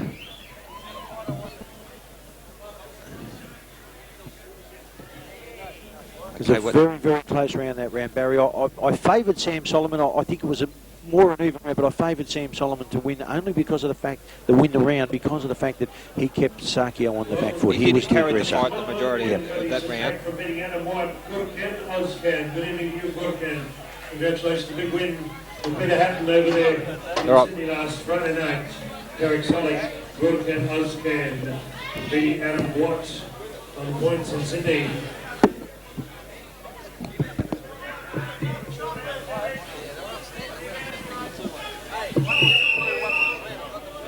Seconds out as we approach round 11. We're to the championship rounds, round 11. And for a championship deal, if you need... Round 11 and round 12, the real championship rounds. We no longer have the 13th, 14th and 15th, but we are in the championship round now. There's not much in this fight. No, not at all. This is anyone's fight. I have Sam Soliman just ahead on my unofficial scorecard. And if you want to be a winner just like Sam Soliman, if you need a mobile phone or you need repairs to your mobile phone, go and see Victoria's biggest and best mobile phone dealer, Solve Communications. They're at 431 in City Road in South Melbourne. And you go down there and tell them that Brad Vicali recommended and Barry Michael said come down and do a good deal, because Stuart Duncan owns the company. Yep. So lovely wife, Kerry. Stewie Duncan, he's a gentleman and a half, a great supporter of boxing and promoting some great shows in Melbourne at the moment. Barry, I don't know if you've been down there and looked at that workshop. They've got one of the finest workshops that I have ever seen. A Telstra-equipped workshop. They're fully accredited by Telstra, which is the finest mobile phone company in Australia. Big right hand by Bika again, caught the Soliman. Couple of shots from Soliman, though. I tell you, it's punch for punch. Yep. Good couple of good jabs from Bika there. If Sakio Bika could not slap with that right hand, he will hit Sam Soliman. That's shortening himself up. He's slapping a little bit with that right hand, and Sakio just grabbed on. He sort of chops down with it with he that does. glove open almost. And of course that shortens his range, so therefore he's out of Sam's range. Sam just starting to pick. Well, Sakio's picking him off with that beautiful left lead. Look at those left leads, Barry. They are textbook left leads. Beautiful left lead. Good lead there for Sakio Bika. Good left hand work. Good left hand work again. Terrific left hands. Sam comes over the top with his counter punching with lefts and rights to the body, and over the top with that little right hand again. There he goes again. Sakio just beating him to the punch on that occasion. There's that right hand again, that big right hand by Sakio Bika. So he's got Sam on the back foot a little bit now. Better round for Bika. It certainly is. What a fit young man. He's growing in confidence again, Sakio Bika. He will not lay down. Jeff Fennick says to his young charge, come forward, Sakio Tiango. Come on, come forward. You need to keep Sam Soliman on the back foot if you're going to win this fight. There's that little short chopping right hand again. For my money, it's still up for grabs. I tell you, this round, Sakio Bika looks like he's going to pinch it. Sam fighting his heart out. He has the king of a lion. He has the heart of a lion, the king. He sure does. Little short right hand by Bika. Oh, beautiful defence by both fighters. Both go left and rights and both made each other miss. Oh, nice uppercut left hook from Soliman. Good punches from Soliman. Oh, he's got him on the back foot at the moment, Sam. This is still a good round for Sakio as he clubbed Sam Soliman on the right jaw. Oh, nice little right hand over the top from Soliman. Oh, what a terrific round as both boys wind up the big crowd here at the what a hard Powerhouse. Barry, I gave that round to Sakio Bika by the minutest of margins. Very narrow. Only because of the power punches. I think Sam Soliman threw more punches, but the power punches remained with Sakio Bika. At the moment, Brad, how have you got it? I have it Sam Soliman by 2 points. Yep, look, it depends how the judges see this one. Yep. This is close, this fight. As we look at Jeff Fennick in his corner, urging Sakio Bika on. This is an opportunity he doesn't want to go missing. I think he become world greater as Sakio says, yes, I can do it. I know I can go 12 rounds. I can beat Sam Soliman. He could go 12 rounds, there's no doubt about that. He's got one to go. Jeff Fennick said to me, this young man will pull off an upset, and he said he will do it. At this stage, it's anyone's fight. It's very, very close. Sam Soliman winds up the crowd, the king. The crowd love him. Oh, isn't he ever the showman? Ever the showman as the pair touch gloves. Great sportsmanship as we begin the 12th and final round.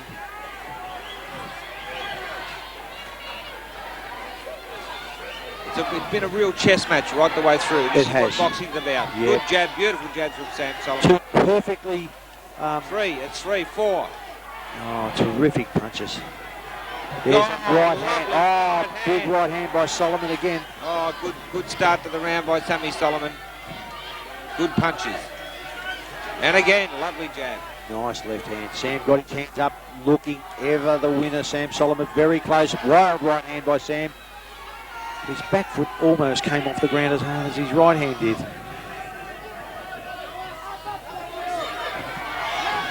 Picture of concentration, Sam Soliman. Oh, yeah. Screaming right hand as Sakio just loses his balance. Could have been construed as a knockdown. It was a punch with the knuckle part of the glove to a scoring part of the body, but referee Malcolm Bullner saw that it wasn't a clean knockdown and just waved it away. There's that clubbing right hand by Sakio. It just missed the mark, Barry, but one tells me that if he hits Sam, he's hooked down a little bit earlier on in the fight. Oh, he can punch, mate. If he caught Sam flush on the chin, he could hurt him. But Sam's got a chin of iron. Walking up Sam Soliman. Yep. Oh, good. Big right hand. That right hand hurt Sakio Bika. Sakio trying his left hand. He's open for the right hand. Bika, his hands. Yep. And again. Sam finishing all over Sakio. Just on the punches everywhere. Oh, let that go. Both boys looking tired. Sam walking up. Bika on the ropes. Oh, tries a big hook. Sammy Soliman goes underneath. Punches in bunches. Sam Soliman throwing lots and lots of punches as he stalks Sakio Bika. Bika on the balls of his feet moving. There's that big right hand by Bika. Just missed the mark again. Sammy walking up again. Oh, Sammy's in front this round. He's winning the round. He's got that determined look on his face, Barry. He has good body shots, head shot there. The fight up for grabs, but looks like Sammy Soliman's coming home like the train. But Sam, the King Soliman, looking good here in the 12th and final round as he's pressures Sakio Bika back to the neutral corner. He's got Sakio on the back foot. Sam just all over him. He's like the tax man. He won't go away. He sure is. What a terrific fight. What a great... Sakio Bika sticks his mouth guard out. And Sam says, I know what you're doing, Sakio. Now tell me, Brad, in our day, they used to just keep the fight going. Absolutely. Why do they do that now? Well, that's the rule now, Barry. The rule is that Sam Soliman winds up the crowd. He says to Sakio, you might have pulled that one on me, but we're into the last round and I'm winning this fight. Good work. Oh, big right hand by Bika. Sam cuts, he goes at him with lefts and rights. Barry, Michael. Just holding on. He hurt Sakio there in the left again. Now this is what a champion is. And there we have it. A champion finish. Yes. They couldn't take it away from him that last round. Jeff Fennick goes to Sam Soliman. He says, well done. Tremendous sportsmanship by Jeff Fennick. Sakio Bika and Sam Soliman. Warriors inside the ring and friends outside the ring. And what a tremendous effort. I have it on my unofficial card, 116 to 113 in favour of Sam Soliman to retain his IBF Pan Pacific Championship. But don't be surprised if the judges have that a little bit closer, because some of the judges here, Barry, being accredited World Championship judges, look for power. They don't look for numbers of punches. They look for the power of punches. Yeah, I do know that. Certainly the punching power was here with Sakio Bika, but the all-round skill and exactly overall work rate. As we go up to our ring announcer, Mr. Howard Lee, for the official decision for tonight's big fight for the IBF Pan Pacific Middleweight Championship. Ladies and gentlemen, before we go to our scorecards, how about a big round of applause? What a great battle it was. 12 rounds, you couldn't ask any more. Beyond the call of duty, Steve Bika, Sakio Bika and Sam Soliman. We have a majority points winner, ladies and gentlemen. We go to the scorecards. Judge Ignatius, can I have quiet please? Judge Ignatius Miscellatus has at 116, 112, Sam Soliman. Judge Anika Williams could not split the two fighters. She had it 114, 114, 114 each of two. Therefore, we go to the final judge, Judge John Wheeler. Judge John Wheeler, World Championship judge, has it 117 to 112. Ladies and gentlemen, retaining his championship, Sam King Soliman. Still the IBF Pan-Pacific middleweight champion.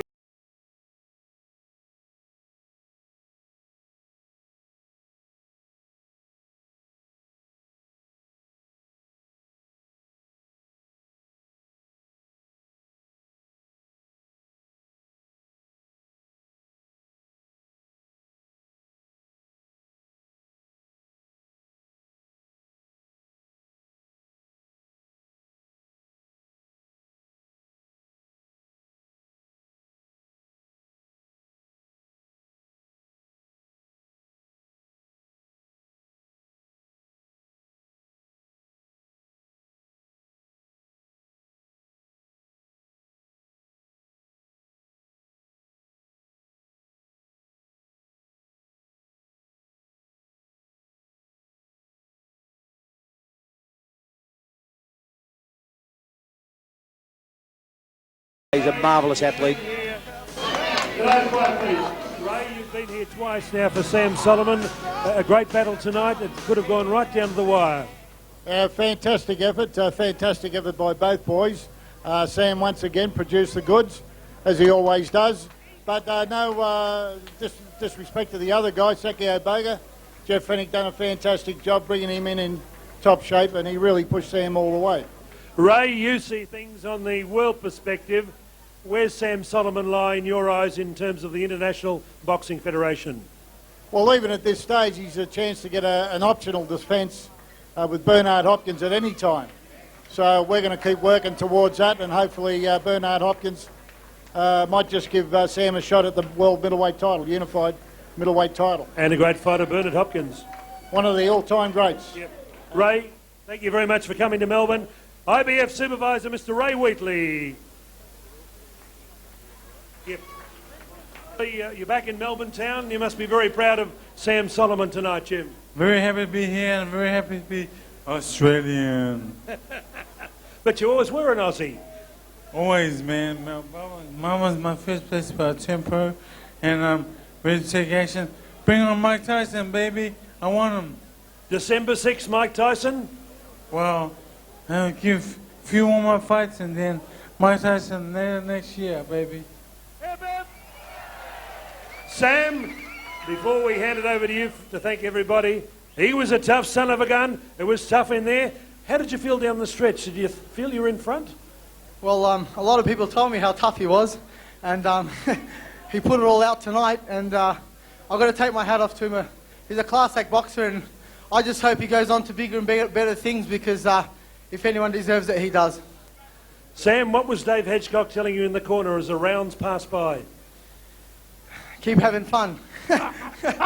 He seemed to smile too when he hit you with a shot. No, he has so much faith in me. We've been together now 11 years, and him and the Underworld team, I mean, the Underworld's been my sponsors for years, and what a team. I thank them. All you guys, last time I broke my hand and went straight to hospital and had my hand fixed, so we couldn't celebrate. So let's make up for it tonight and have a good night. I've been dieting and knocking back all the boys, everyone saying go out, let's go out, let's go out. I've been so tempted to have to go out, and I haven't been nowhere. I've been living in the gym, up 5 in the morning with Troy Duncan, boxing in the afternoon with Scotty Duncan. I've been working really hard, and I'm having a full week to catch up with you guys, and we'll have a good night tonight. Don't worry about that. I'd like to thank my corner, Ray Giles, Dave Hitchcock, Matty, Bruno, the whole team. You guys have been great. Thank all my sponsors for supporting me for this fight. Most of all, I'd like to thank God. I get into that ring, and everyone asks me how come I'm having a good time and I'm smiling, and it's just one thing, and it's God. I know He's with me, and when He wants me to win, He'll want me to win. If He didn't want me to win, there'd be a reason for it, and I'd like to thank the Lord Jesus Christ for getting me through every fight. And Mum and Dad, of course.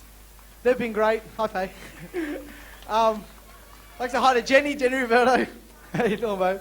I'd like to say thanks to everyone who's been here tonight, supporting me, all my sponsors, and to Henry Nissen. Let's get him off the street and let's get something going here. Thank you, guys. You've really done well for Henry Nissen's Street Kids appeal, and we're going to keep it going. And thank you all very much, Stuart Duncan, especially. You're a champion, mate. God bless. Thank you. Sam Soliman, he's a one-man band show. On behalf of Stuart Duncan, what a great night you've had. In our main event of the evening, the IBF Pan-Pacific Middleweight Championship, Melbourne's Sam King Soliman beat Sakio the Scorpion Bika. 12-round decision. One judge, Anika Williams, gave it a draw. But Johnny Wheeler and Ignatius Missilatis, they had a clear cut for the man, King Soliman, retaining his championship at the Powerhouse Stadium. As I hand back to our commentators, Brad Vicali and Barry Michael, to wind up the Stuart Duncan program. Thank you, guys. We go through tonight's card. It was a terrific night put together by Stuart Duncan, and I think the fans here tonight can certainly go away well pleased and happy with what they've done with for attending tonight. Undoubtedly, Brad. This sort of boxing, dinner boxing, I think, got a great future because, in the United Kingdom, it's always been big, and I did go to a couple of big shows over there in years gone by. But to see the crowd of celebrities and top-class business people and people from all walks of life here, and to have a lovely dinner, good food, good wine, and to see top-quality, world-class boxing is what the sport's all about. And Melbourne, Stewie Duncan has really, brought life back to boxing. And look, it was a great card. Should we just go through the card quickly? As we wrap up our card, our first fight for tonight, we saw Matt Shaw win his fourth fight in a row for the year over Paul Lee, and it was a terrific fight. On my unofficial card, I had it 60-56. The official scores were 58-56 by all three judges. Barry, it was a very, very good fight. It was a very close fight. A very skillful, well, I wouldn't say it was such a close fight, Brad, to be honest, but it was a very skillful display by Matt Shaw, I thought. Paul Lee always had the chance to bowl him over and did have him badly shaken. Well, that's what I meant by close. Yeah. It wasn't, it was one fight he did totally dominate. Sure. He boxed very well, Matt Shaw, but he had to box within himself. He had to be cautious at all times because Paul Lee is a puncher. He just come off that big payoff, Joanne Crow. But look, Paul Lee needs to get in the gym and learn how to cut a guy off cut the corners on a guy. He's short and nuggety. He's got to capitalise on the attributes he's got. If I was training him, Bryce Birtwhistle certainly knows his stuff, but I would get him to work the body a lot more. There he is there, just behind me, Bryce Birtwhistle, and come over with those powerful hooks and right hands. He is a powerful puncher. He has got a future. Matty Shaw, a little bit too slick on the night, but it was a very good opening bout of the evening. It was a terrific night for Matt Shaw, and of course he was the unanimous points winner by all the judges. Our second fight tonight, we saw Mike Cope and Craig Eden in what was just a 6-round war. It was a terrific contest. And I tell you what, a drawn decision. It couldn't have been better. We actually scored at a draw. Which is something very rare, Bo. We agreed on one thing. Well, Brad, we're pretty spot on most of the time. But Craig Eden and Mike Cope, in the first couple of rounds, I got the impression that Mike Cope was going to cut Craig Eden down, because I'd never seen either guys before. But Mike Cope was landing well with the right to the body, sapping his energy and coming over with the right to the head. But Craig Eden, a great kit of punches, superbly conditioned, came back and really dug deep to a well-deserved draw. And it shouldn't have gone any other way. It was a beautiful draw. It was close all the night, the whole fight through, wasn't it, Barry? It was a seesawing bout. And of course, when you look at the skills of these young men, having only one professional fight each, they did a terrific job. Just one professional fight each, and of course the fight was so even the whole way. The judges saw it. Malcolm Borner scored at 58-56 for Craig Eden. Judge John Wheeler scored at 58-57 for the blue corner in Mike Cope, and Anika Williams, she scored at 57 all, a draw. My unofficial card, Barry, as we agreed, was 58 all on my unofficial card. It was a terrific fight. A great fight, seesawed all the way, and it was two very well-conditioned, skillful opponents who fought their hearts out, and a draw was the best decision possible. Very, very good decision. And I think young Craig Eden can hold his head up high, having been out of the ring for almost 3 years.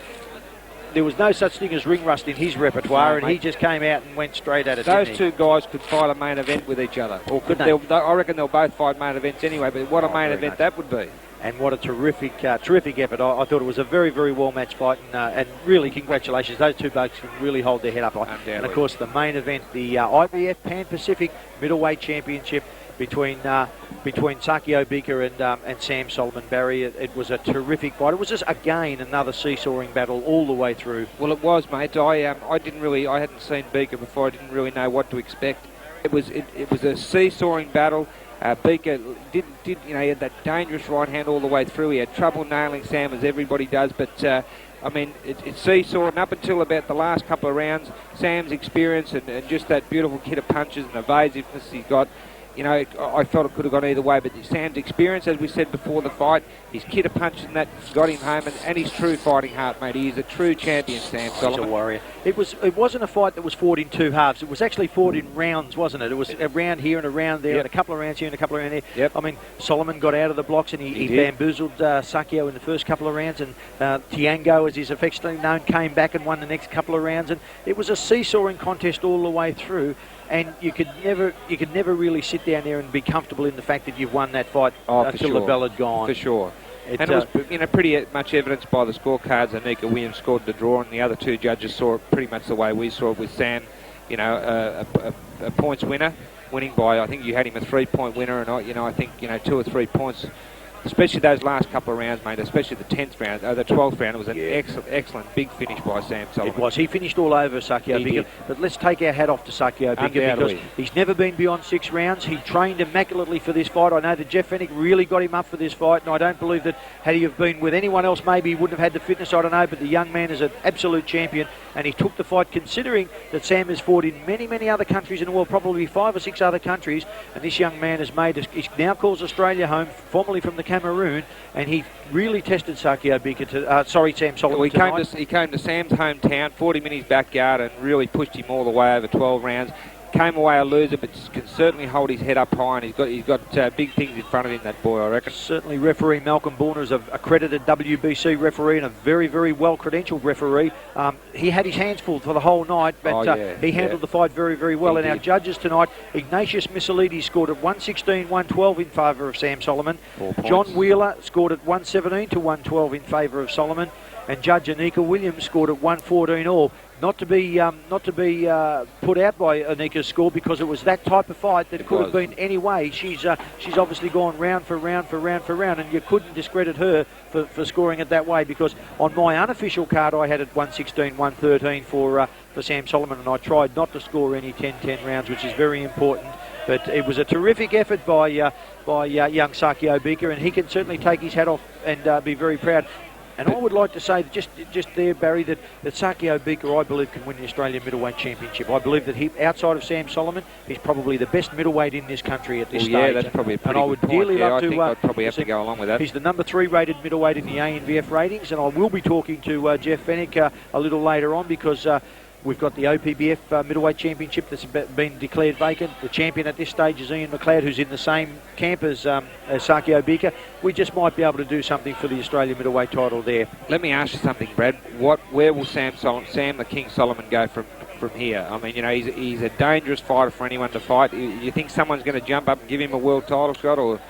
I believe that they'll be looking over their shoulder, Barry. I believe that Sam Soliman is one of those opponents that's a very, very difficult man to fight. And champions, if they are champions, should fight him. I believe that they will look for an easier option if there is. But as the Vice President of the IBF said tonight, Mr. Ray Wheatley, that he's looking to perhaps get a voluntary defence out of Bernard Hopkins, and that would be a terrific fight, because I believe that Australia's own Sam Soliman can certainly test the United States' Bernard Hopkins, who is a champion in his own right. Sam's style, he's got a chance with anybody.